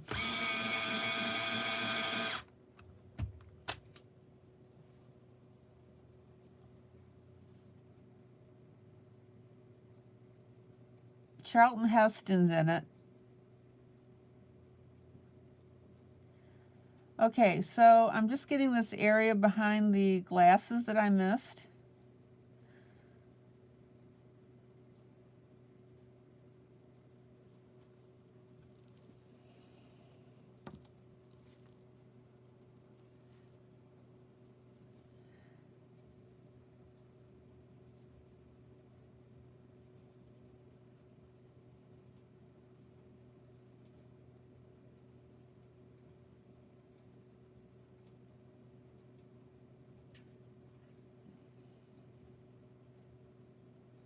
And we'll go ahead and darken the area under the helmet.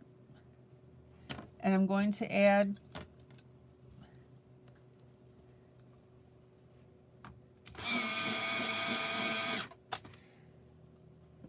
Angela?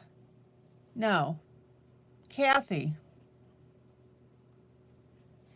It's along the lines of, for the type of movie, it's along the lines of Planet of the Apes.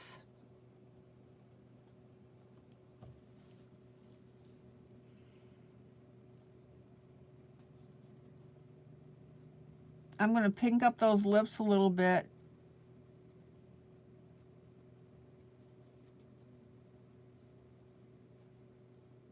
And it certainly is not a slasher movie. I would never, ever watch that.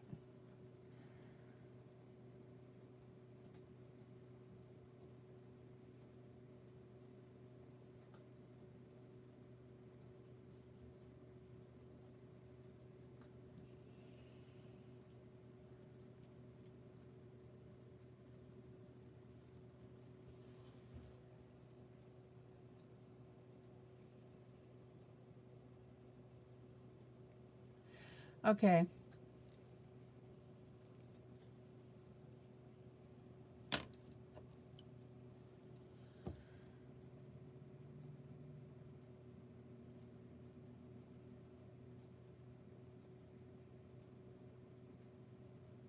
So I'm just shading in a little bit on our darker areas, not too much.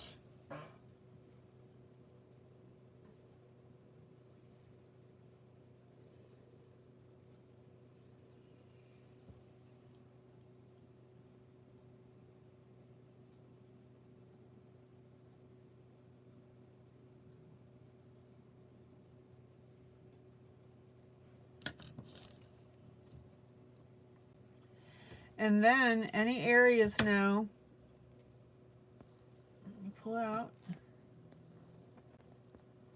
Any areas now that we want to lighten up a little bit,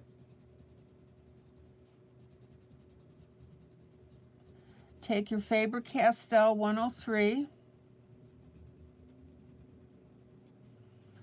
and go over it.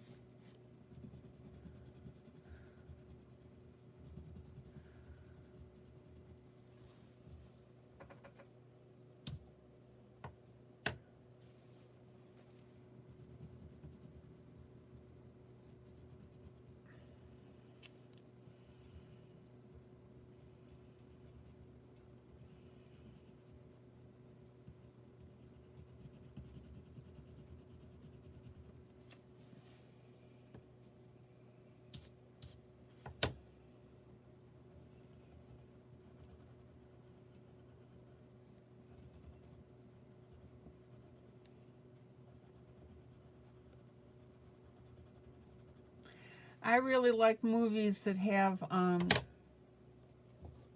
major twists at the end.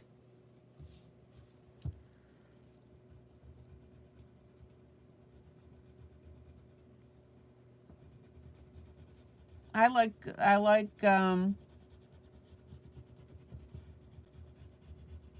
yeah, that's how I would describe it.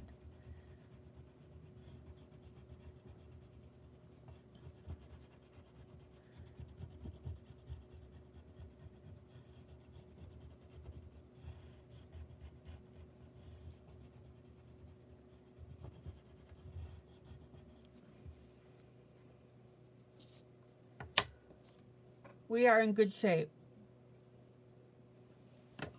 Okay, now I'm going to take, let's see,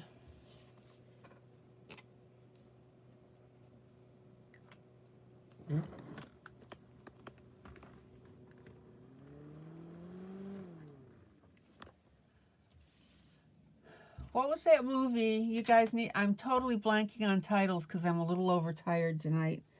What was the movie with Bruce Willis where, you know, the one line was from the little boy that said, I see dead people?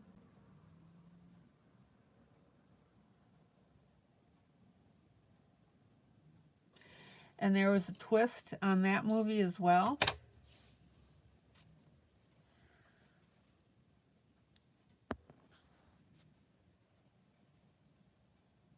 The Sixth Sense. Sense, yeah.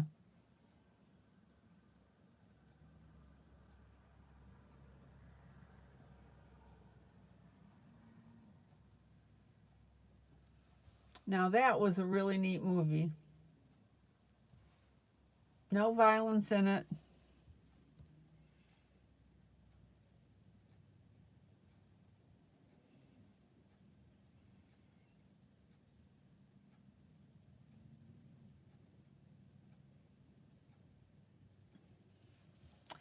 And then there was another movie with Kevin Costner. I think that was called Hide in Plain Sight.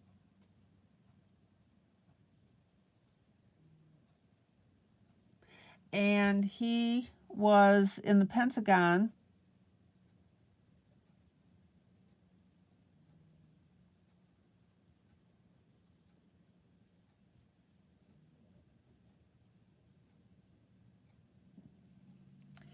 And he fell in love with a lady who was the mistress of a senator.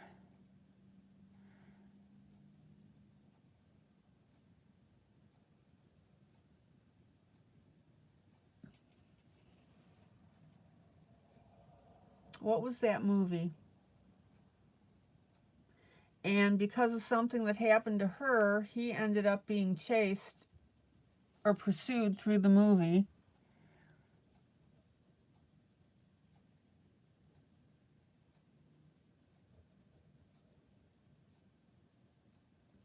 And of course, you were rooting for him, and that had a twist.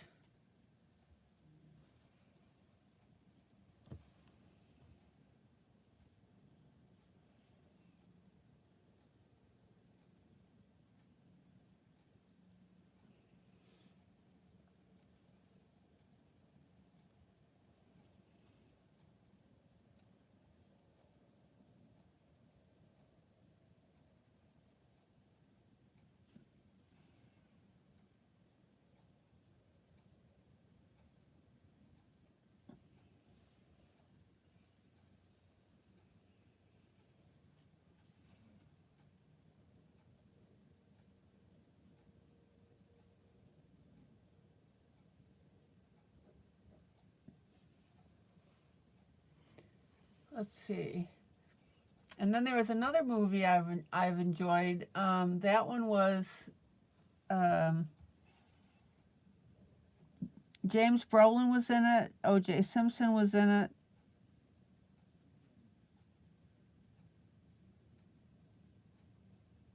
Where the three astronauts were basically, they were faking a moon landing. And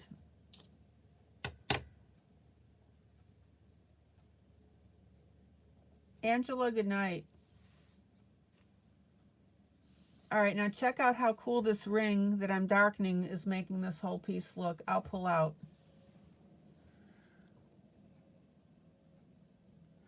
I think that one was called Capricorn 1. So the three astronauts were taken to a facility, and basically they were faking a moon landing.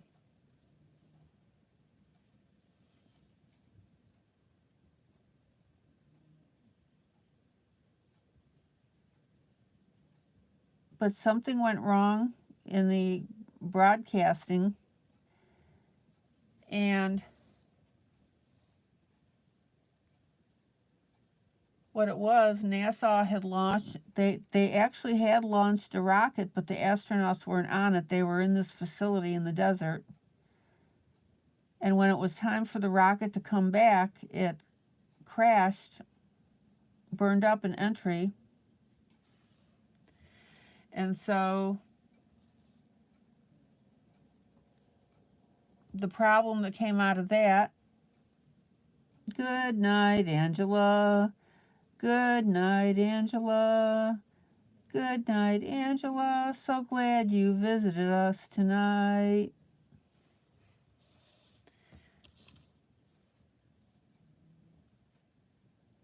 So the problem with that is that when the rocket burned up on entry, the people that were faking the whole thing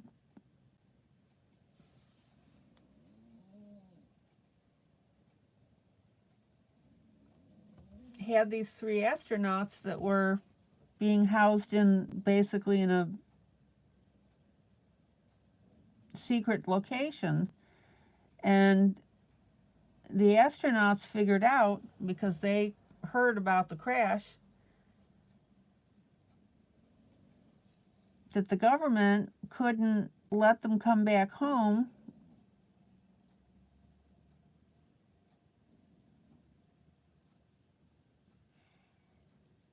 or release them from this facility, because then everybody would know that the landing was fake. So the astronauts hightailed it out of the facility. They escaped out, and that's what the story is about. Check this out, guys.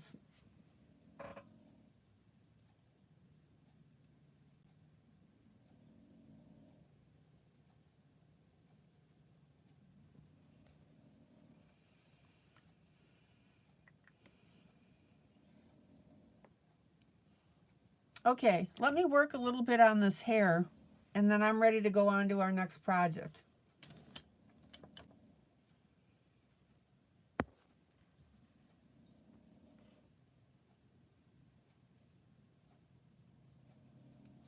So basically, it's been decided that this is already black hair.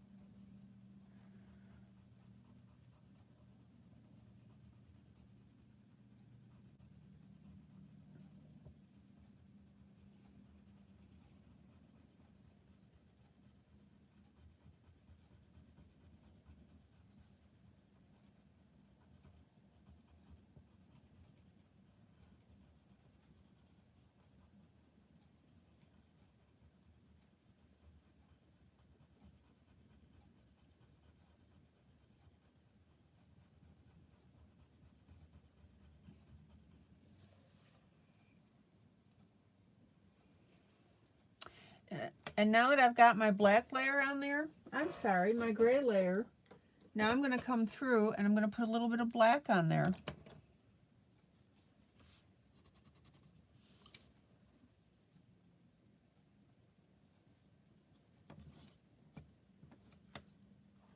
Does anybody remember that movie that I'm talking about with the astronauts?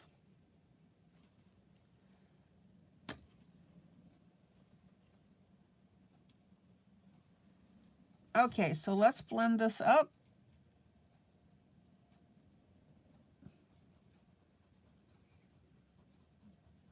Now notice that I'm putting the black on the black.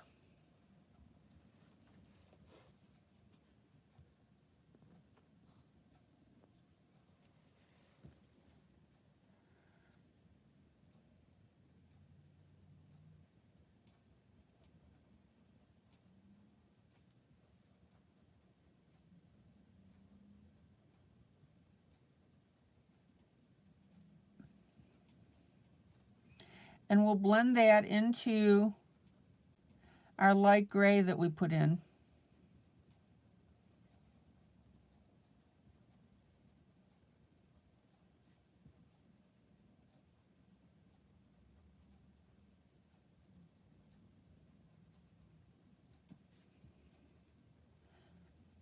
Now remember guys, even though you're not coloring this particular piece, pay attention to the methods.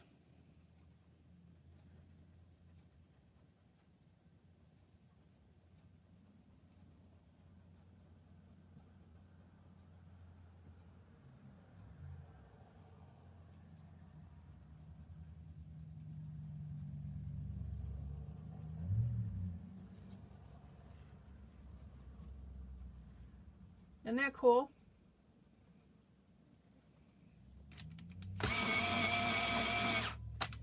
And don't forget these little pieces of hair that are sticking up, because that is so ridiculously cute.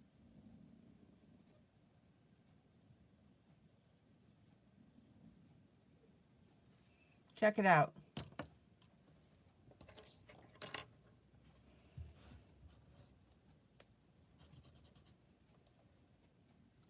And then I'm going to take my blending stump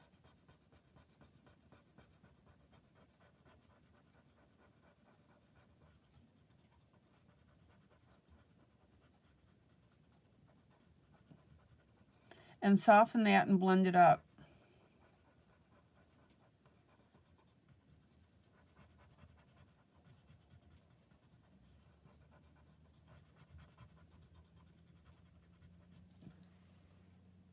Check it out. Any questions about doing black hair?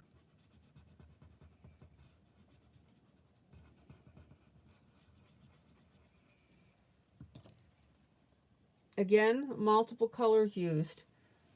Now I'm going to take my black pencil, and we need to emphasize our glasses up here on our night, because that's the key to this whole thing.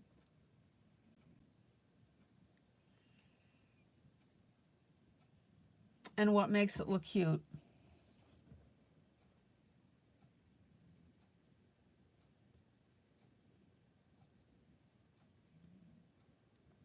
Now notice I'm not using a pen.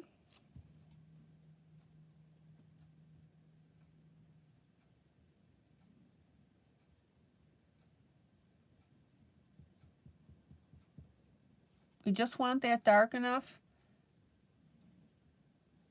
that the viewer looks at this and goes, oh yeah, there's the kid.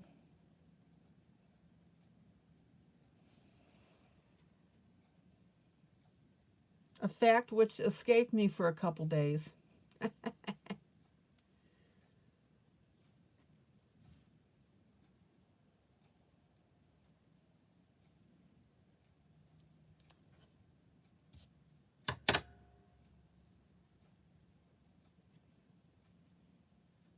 I'm having too much fun with this one too. So cute.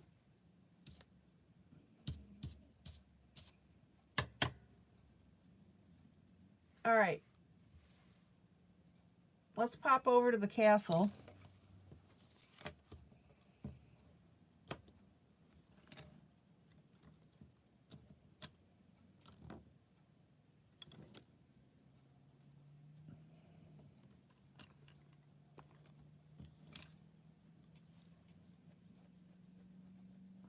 And I have my light, medium, and dark gray.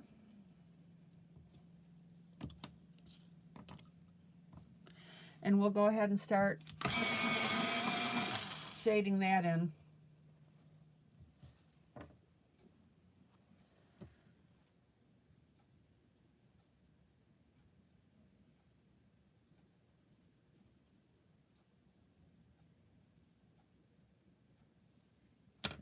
Wrong color. Oops.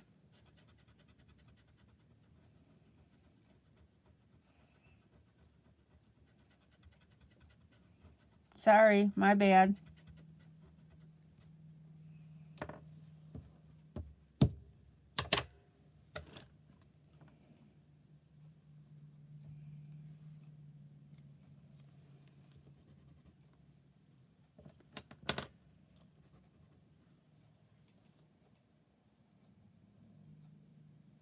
ILene made a blooper.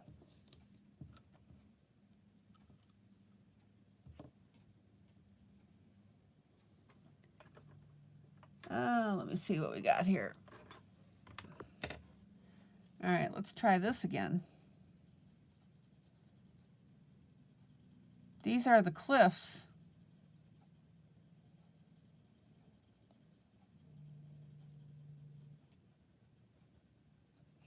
Now, the reason that I'm doing these in a light brown is because I'm going to be doing the castle in grays.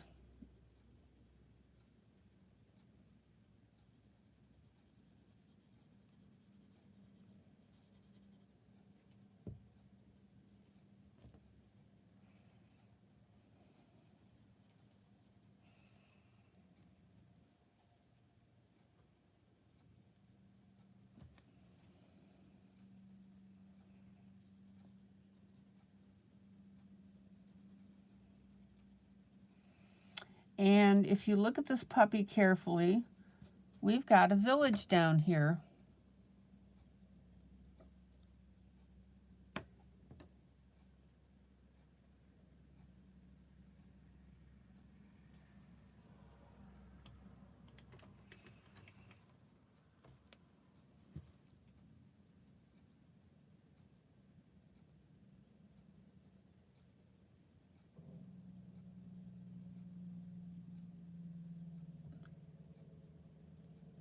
So we need to emphasize that.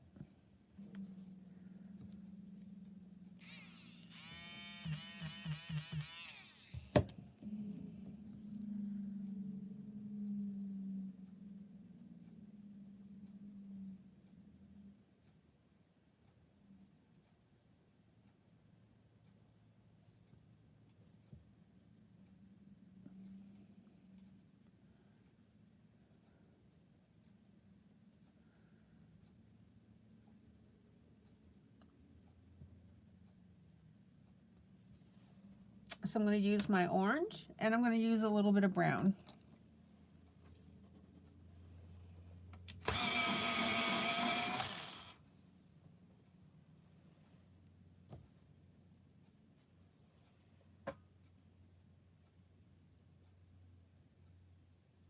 When coloring peaches, do I start with red or orange? Actually, I would be starting with a very light pink.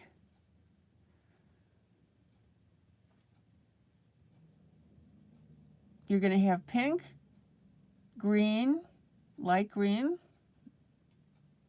brown,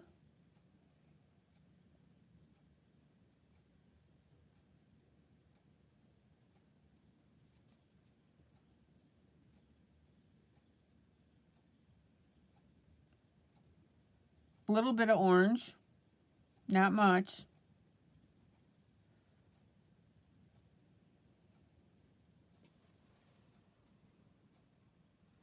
So here's the bridge to the castle.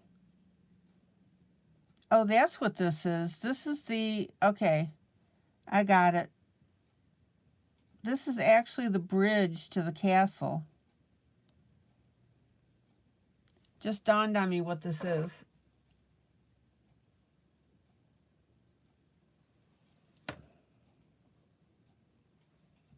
I love it when the light bulb goes on.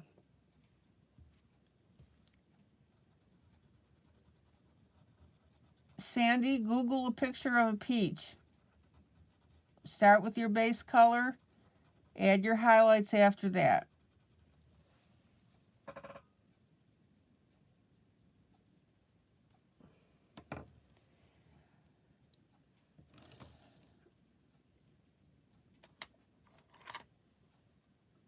All right, water, light blue.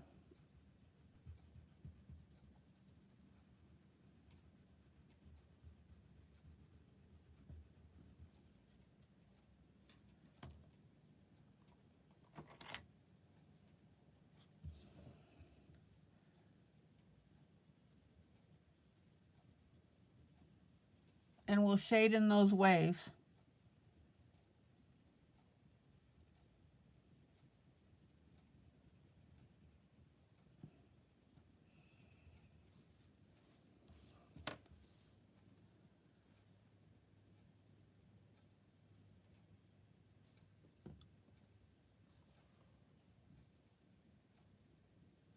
Miss Kathy, good night.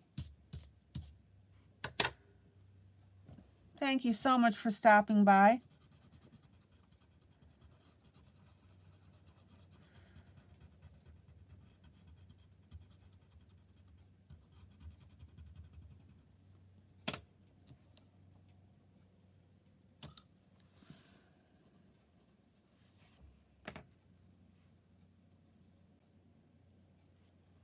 Good night, Miss Kathy.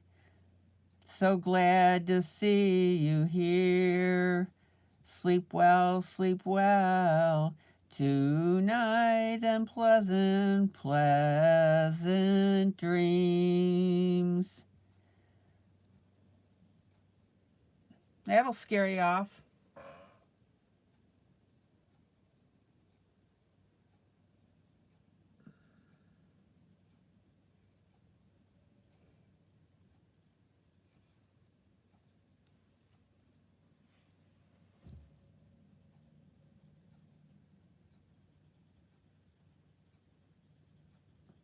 Okay, check out the brown.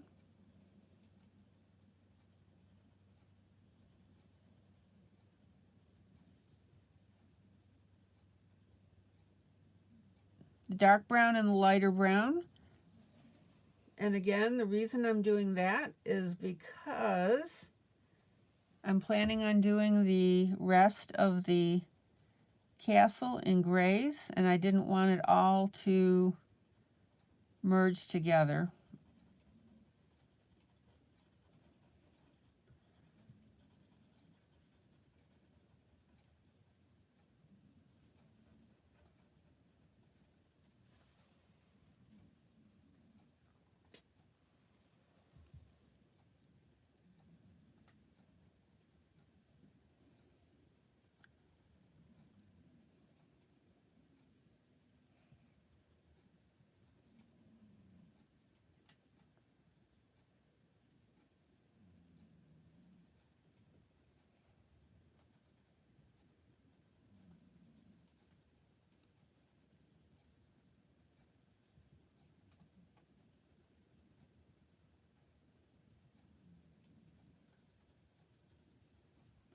Okay, let me pull out. Finger blend.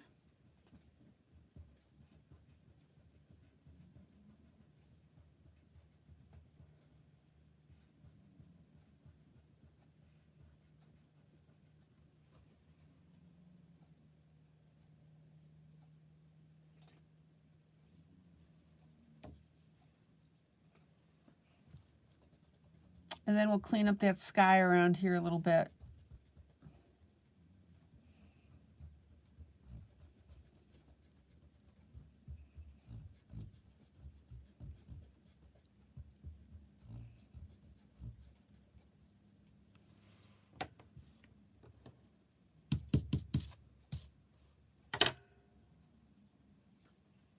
Let's take a quick peek at this.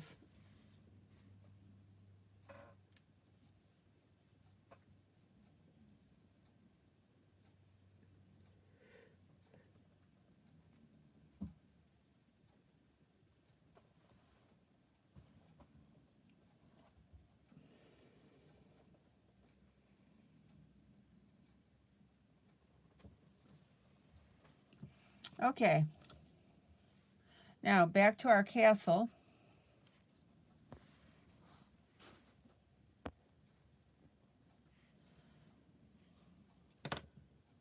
But first, I'm going to give these guys a little bit of yard.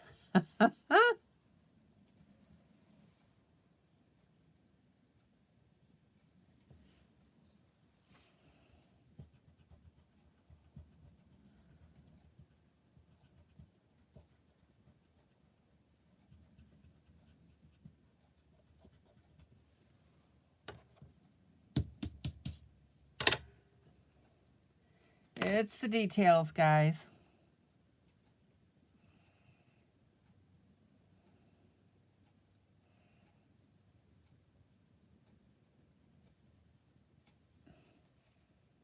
And how many greens am I going to use for the yard? 2.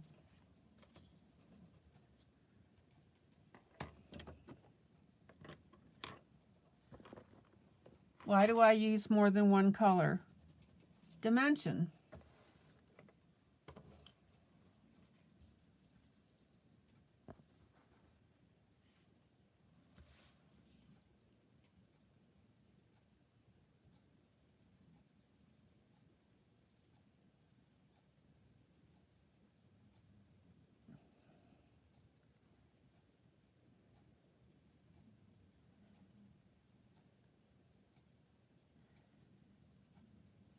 Check it out.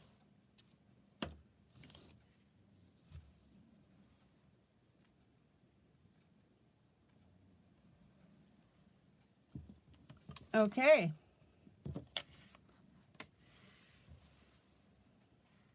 Lightest gray.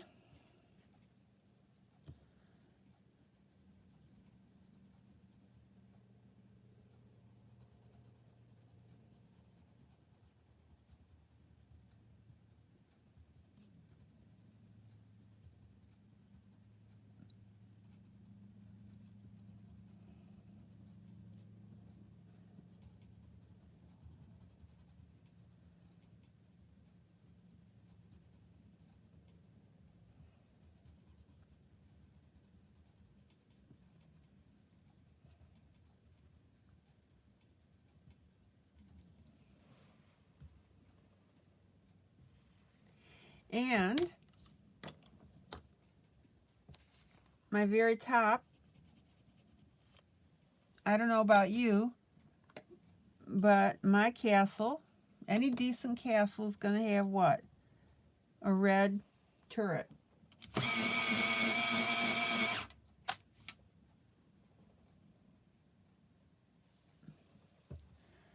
think that's what that's called.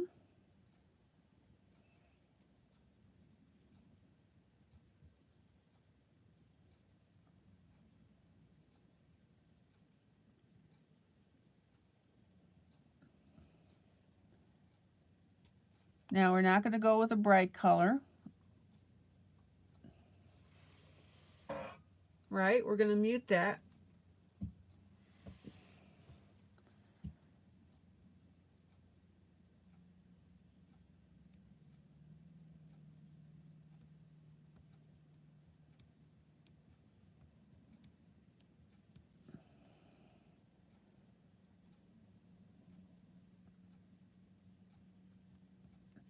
Oh my gosh, Linda, I forgot to ask you, is Michelle watching tonight?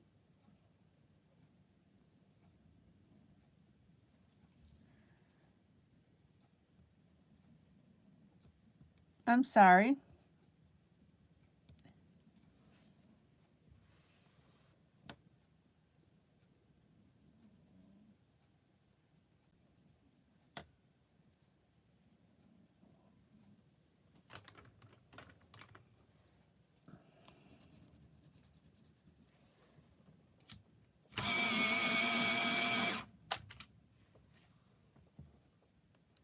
Hi, Michelle.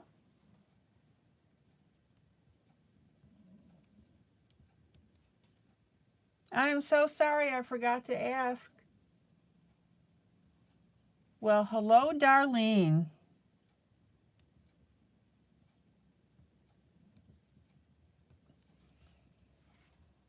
Welcome back.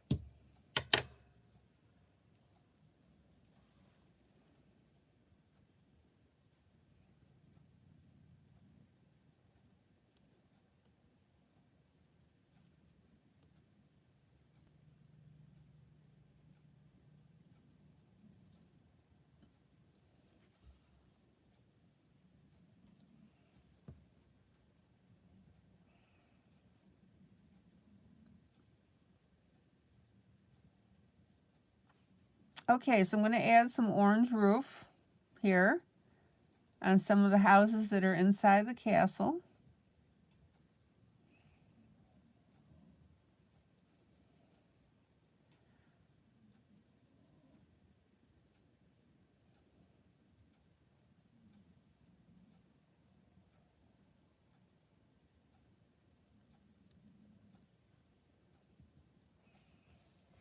So Darlene, have you been lurking?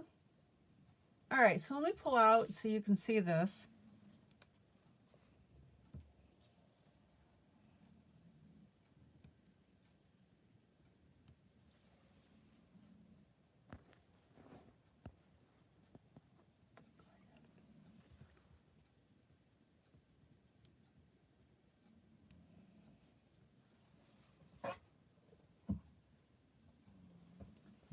So I'm working on my light, medium, and dark gray.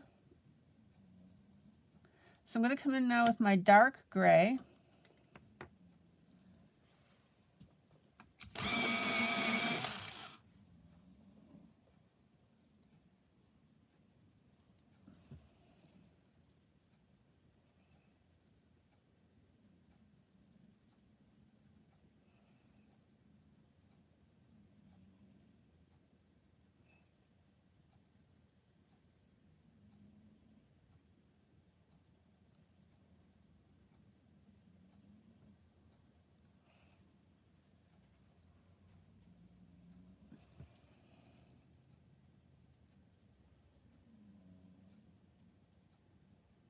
Darlene, how have you been?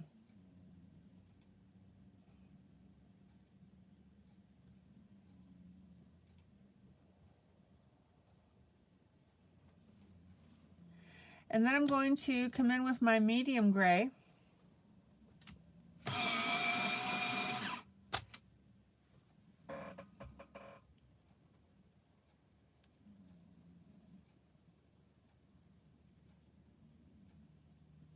And guys, would you do me a favor, please, and like this video?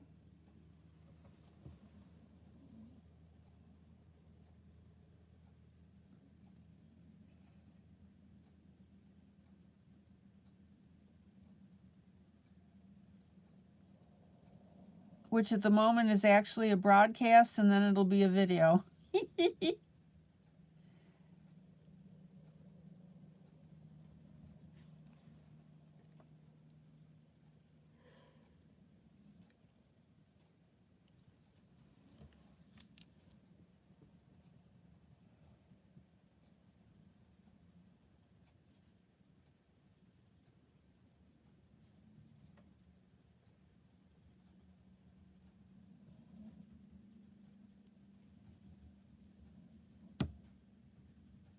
I don't know about you, but I'm thinking that this castle looks pretty cool.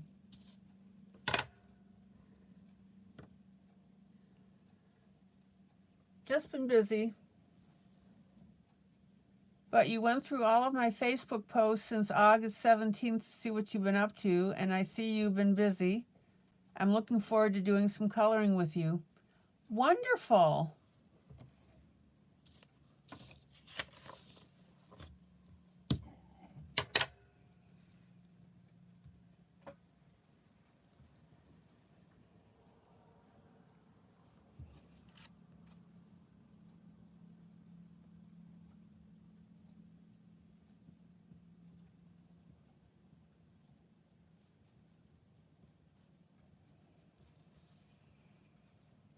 Okay. Now, one more quick thing.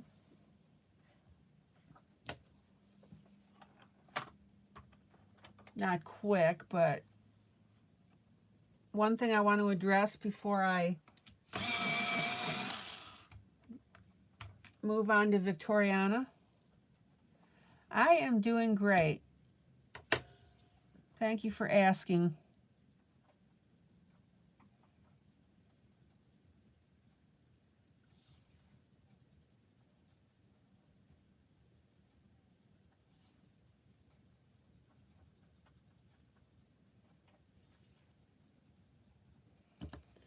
Let's see.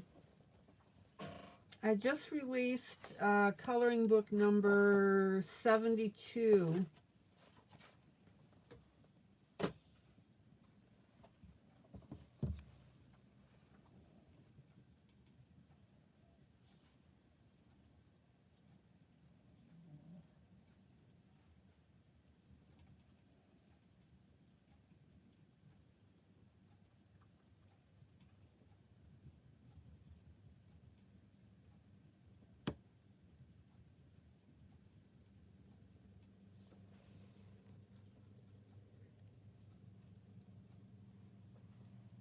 Have I colored the bird tonight? You can't wait to join in and color that with you. Yes, that was my first project. Give me a second and I will show it to you.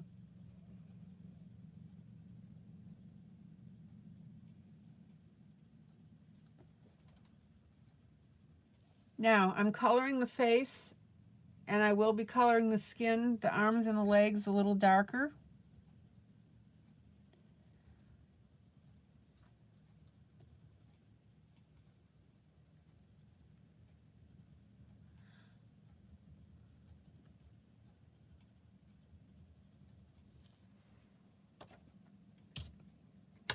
So I'm going to leave that as is for the moment. And this is where we are on this piece.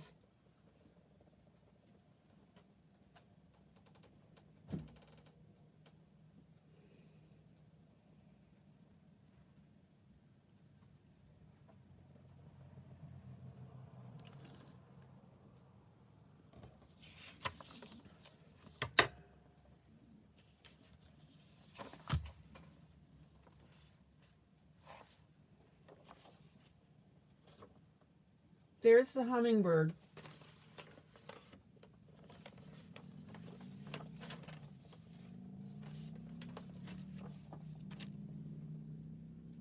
And what I'm doing, you know how we had put the eyeshadow down as the base color? And now I'm coming in and I'm detailing.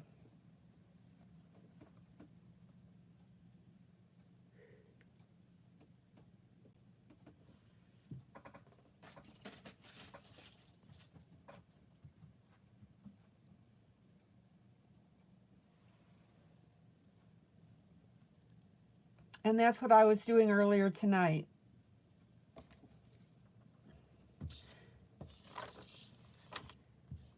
So if you want to catch the hummingbird coloring live, you need to, again, I always do the duet the first segment of my broadcast.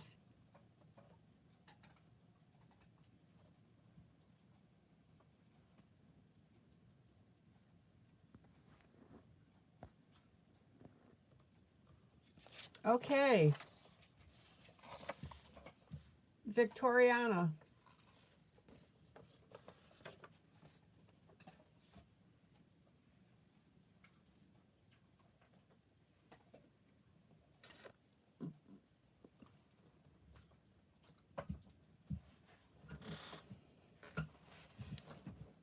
Oh, let me sit up here. Hold on a minute.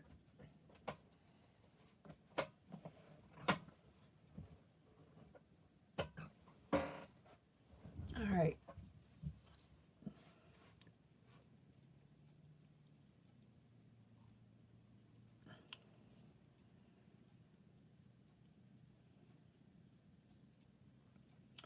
So I want to go ahead and work up this swan detail. I still have a little more to do on the bride, on her head.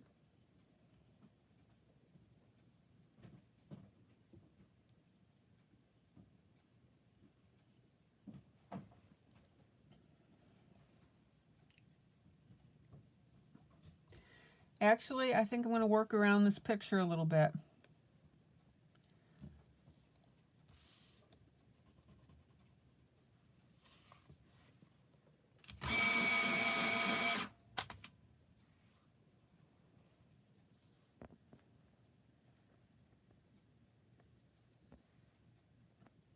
Oh, you save all my Facebook videos so you can watch them later. But now I see that I can also watch you on YouTube, which is awesome. Oh, great. Yeah.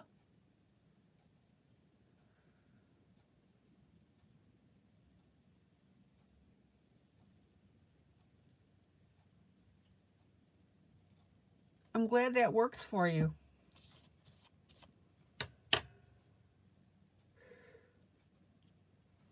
Excuse me.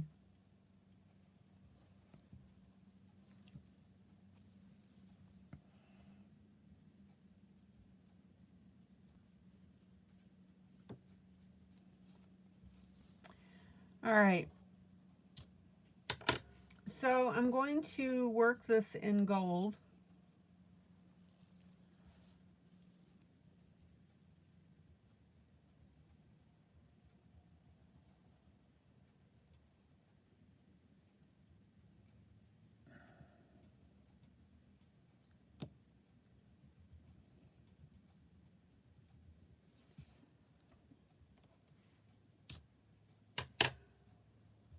I think that any Victorian woman worth her salt is going to have a picture frame that's got gold on it.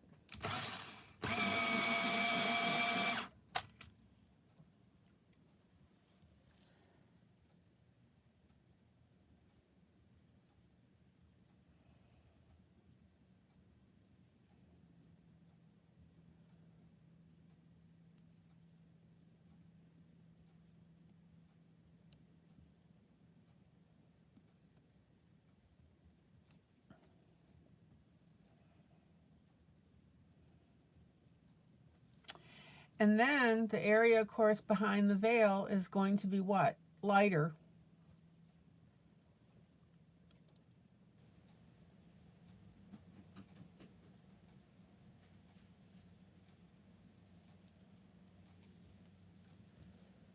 So we're just going to put a little touch .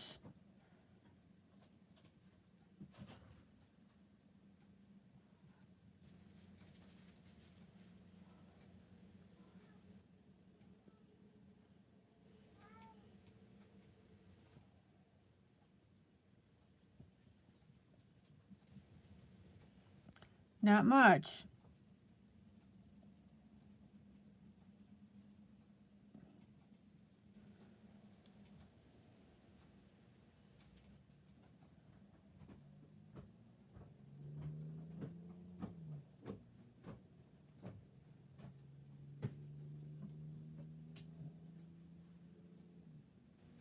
And remember, that's the whole illusion that we want to achieve here.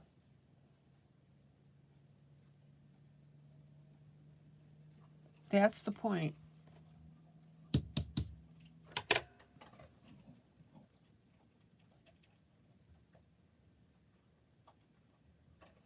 And then I'm going back to my darker color, my darker shade.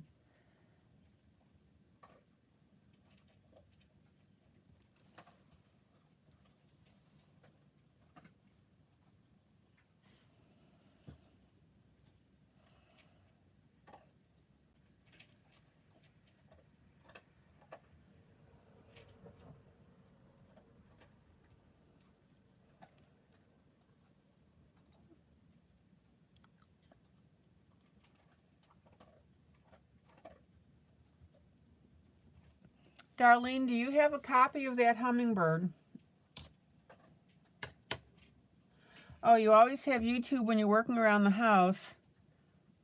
So now you'll see more of me, so I'll watch, rewatch, and learn with you before I begin to color along. Gotcha.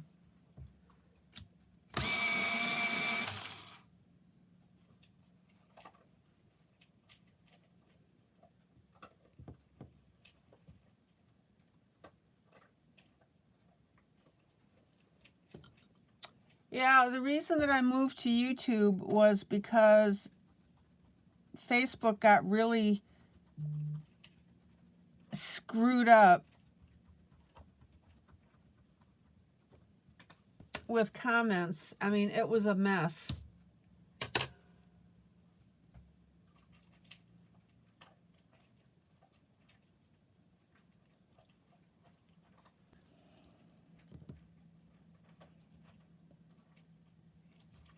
And YouTube, of course, they've made it very easy to broadcast live, so I thought, well, it's time.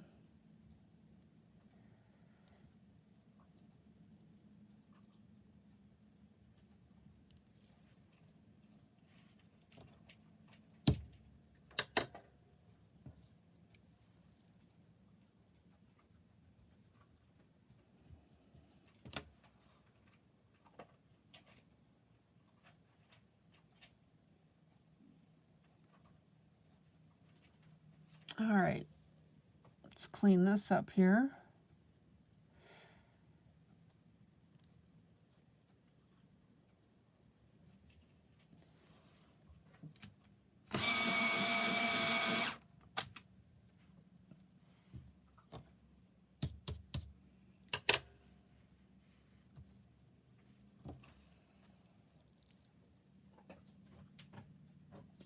Now, Darlene, refresh my memory. You're in the UK, right? Is it the UK or Canada?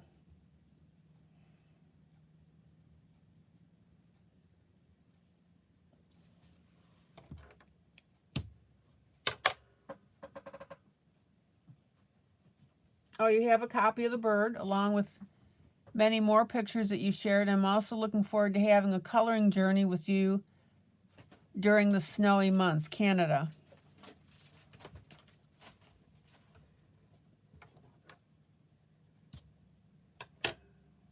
All right, Darlene's going to hunker down with me. That is pretty cool. Oh, Canada, da da da da da dum. Da da da da da da dum.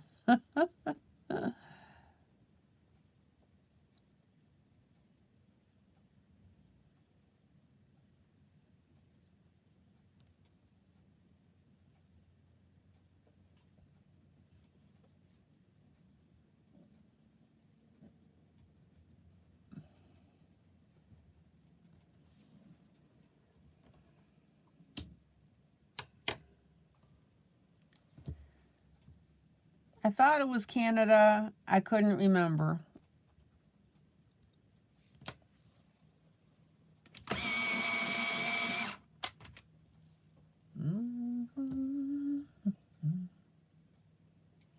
Yeah, a couple hours away from the Buffalo border. Yeah.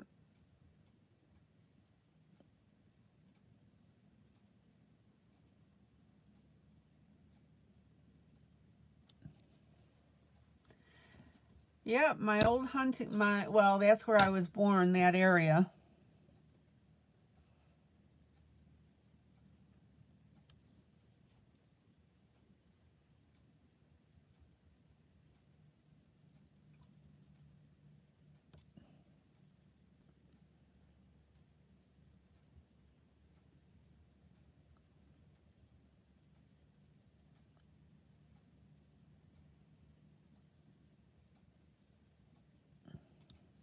Hey, Michelle, how do you like the picture of my hummingbird?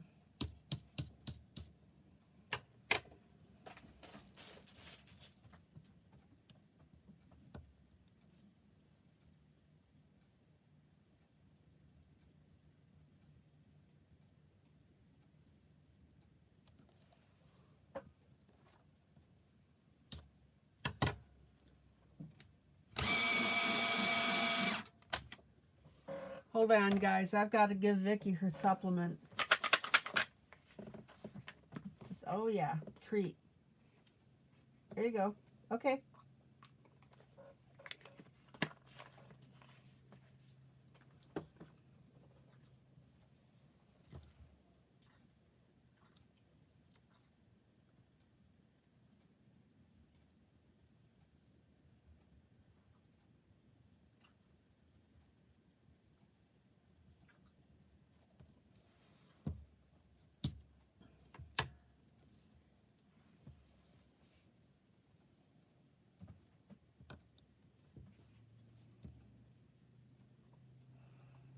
Michelle, I'm glad you like my hummingbird.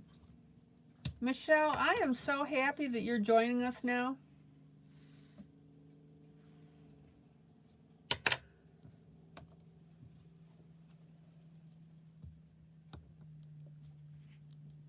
Michelle, you'll have to start saying hi to me when I start broadcasting so I know that you're here.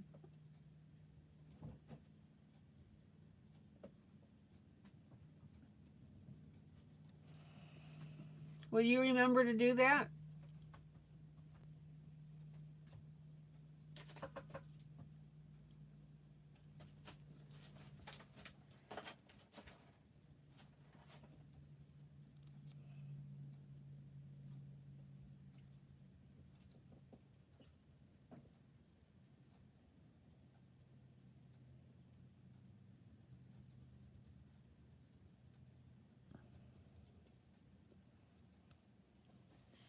So, Michelle, you'll have to tell your mom to say hi to me. If you don't tell her, I won't know that you're here.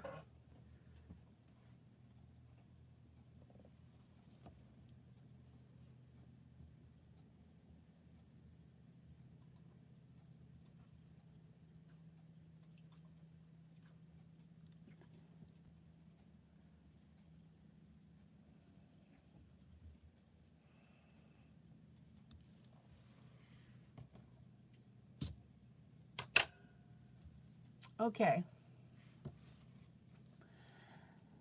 Now,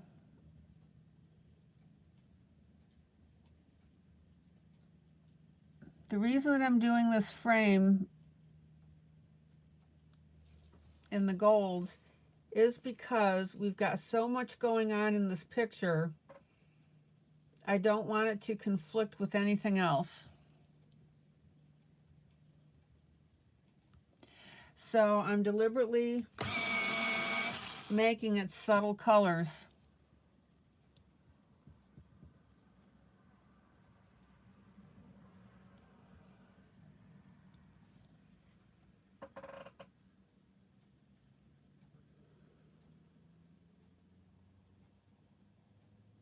So that it blends in with everything else. All right, we got 10 more minutes to go, guys.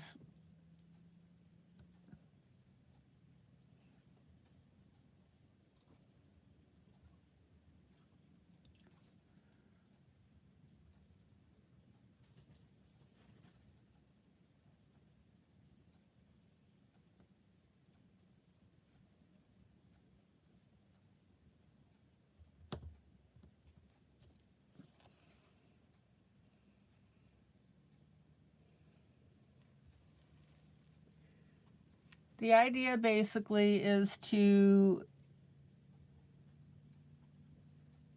have this frame, like I mentioned, blend in, almost disappear.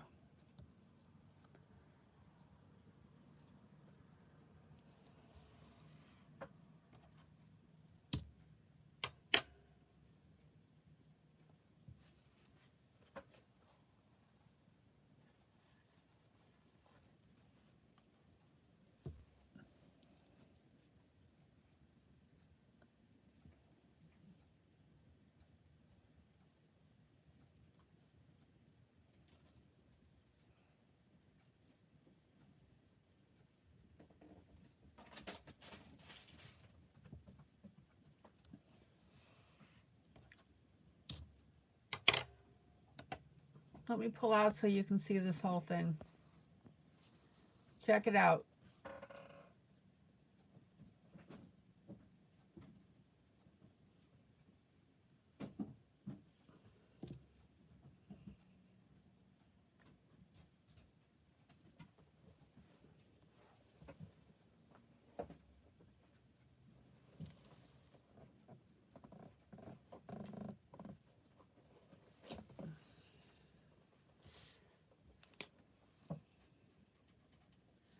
Now, given that we have such a small area for these little dots, I'm going to go ahead and use water-based marker on here.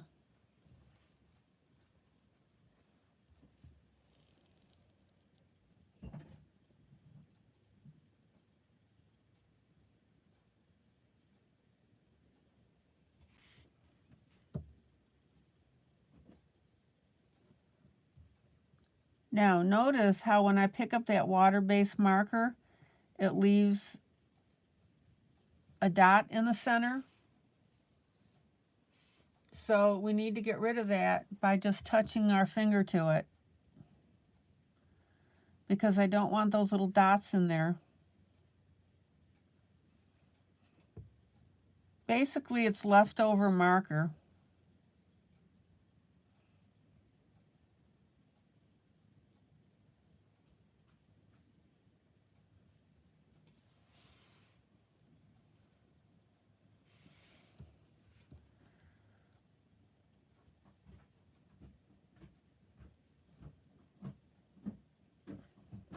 And when you're working on small places like this, we need to do this. Let me turn this.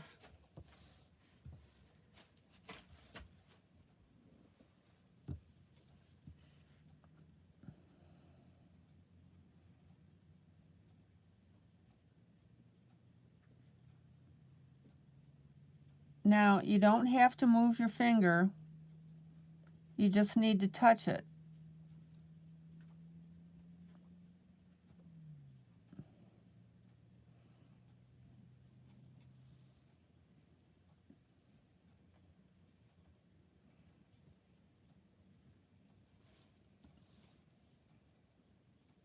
Now, I'm not going to do my 2 dots underneath the veil because those need to be lighter.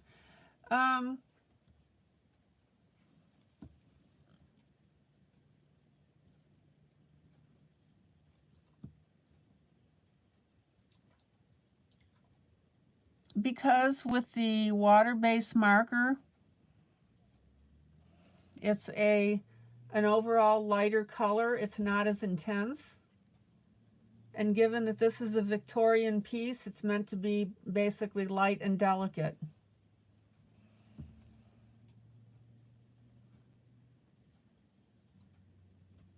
In other words, the alcohol marker on such a teeny tiny area really would have been overkill.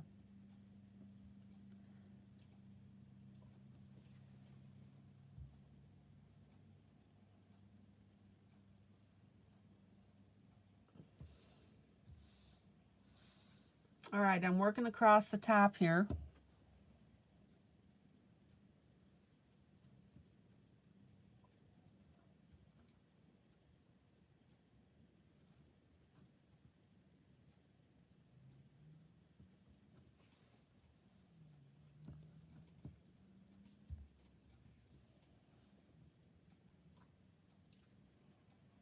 Linda, what does XVS mean?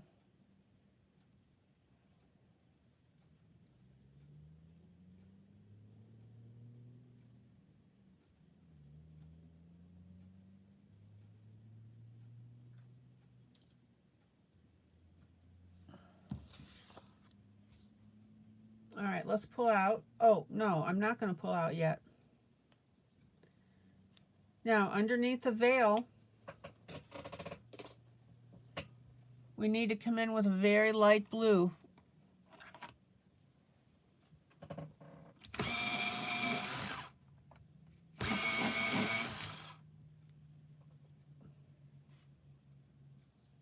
Your hand hit the letters. That's kind of what I thought.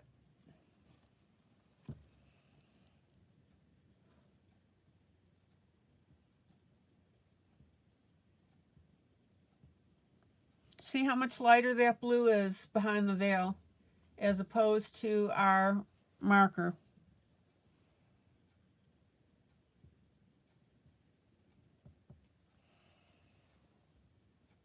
This is the ugliest picture frame.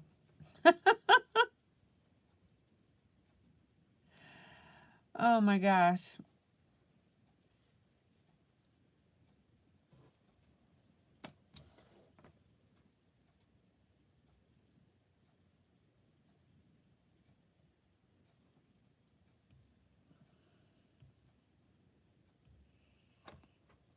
I don't know why the author did it this way.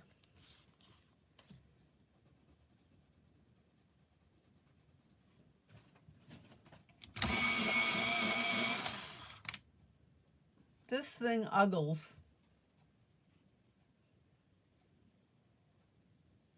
Am I the only one that thinks that? Okay. So now I'm going to come in with a goldish yellow. Well, it's actually a gold.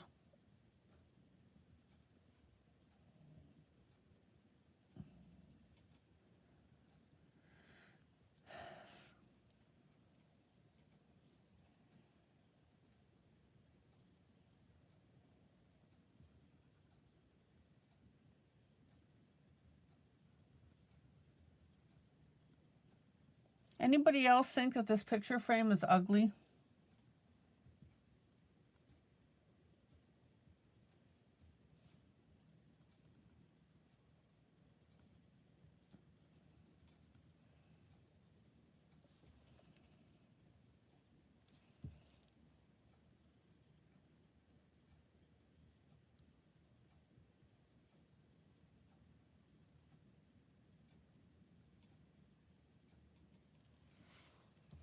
All right, let's work across the top here.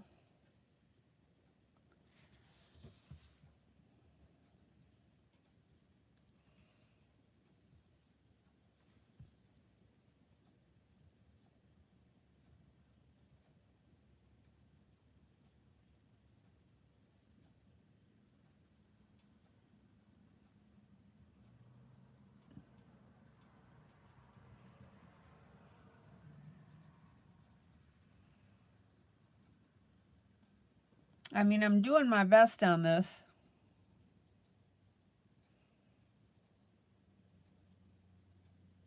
So you're watching me on TV and on your phone. Watching me on TV is so much better. Yep.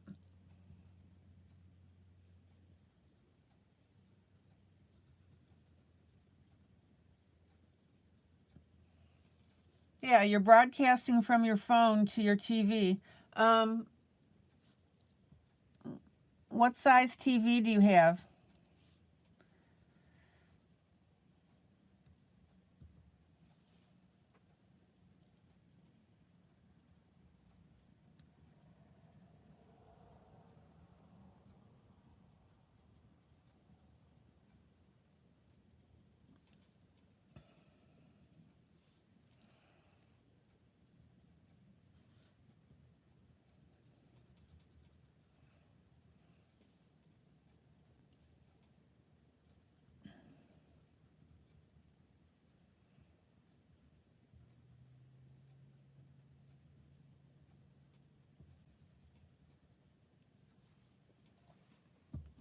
Oh my gosh, this thing is ugly.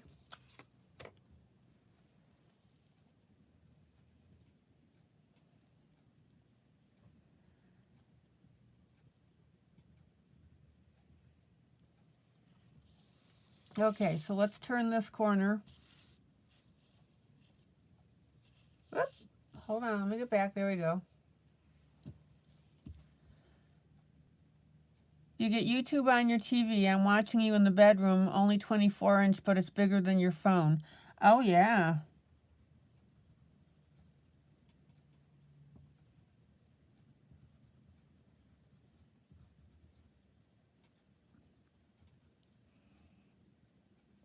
That is absolutely the way to do it. All right, hang with me, guys. I know it's time to go. I'm almost done with this.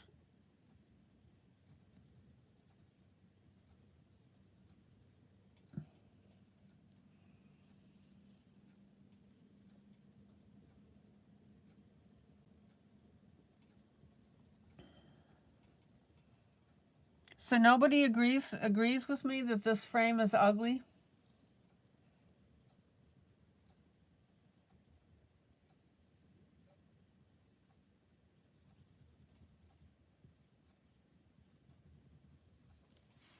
All right, let me turn this corner.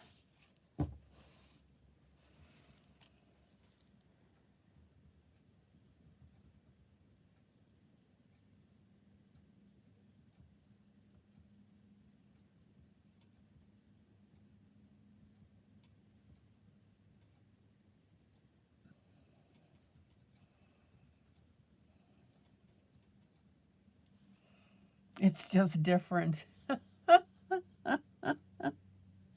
Okay. Yeah, if those darn dots weren't there. What I should have done was colored them out in black. So where I'm putting the gold would have been black.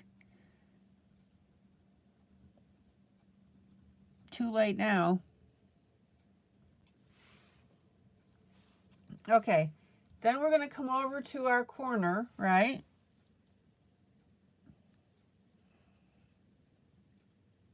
And very, very lightly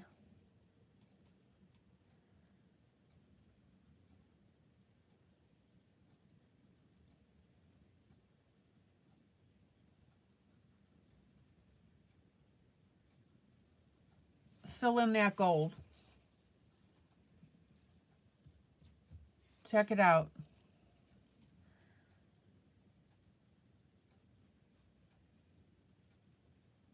Yeah, I'm kicking myself that I didn't fill that in with black and just outline that curlicue. Oh, man. All right.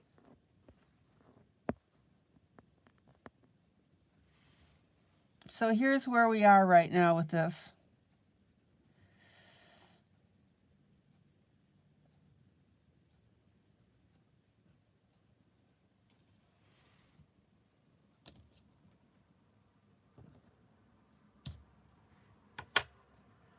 So other than that frame, what do you think? Let me come out a little more.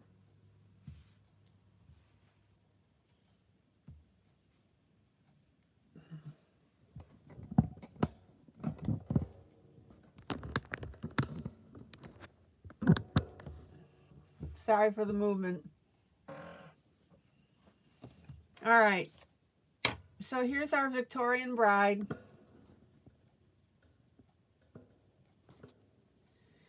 And then our second image was our little boy reading the story about the night. Maggie says it's unique.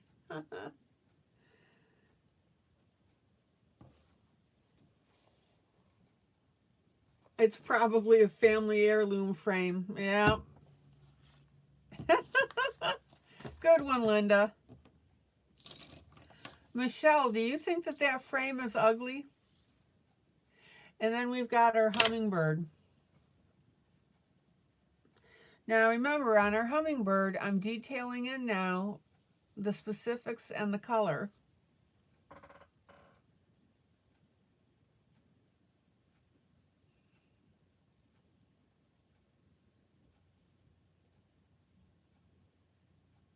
And I really don't have a lot more to do on this one either.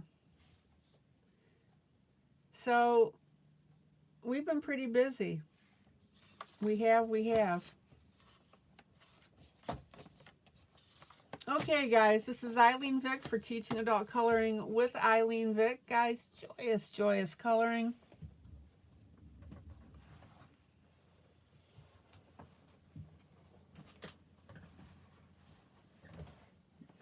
Guys, love on each other.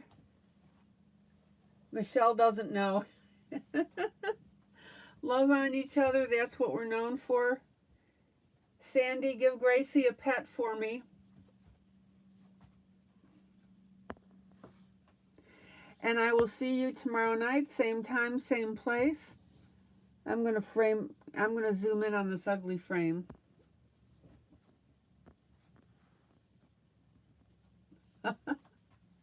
And guys, if you would be so kind as to give me a thumbs up, it would be most appreciated. Okay, guys, take care. Have a great rest of the evening. I'm going to go stuff my face. See you tomorrow night. Oh, and by the way, feel free to share this video.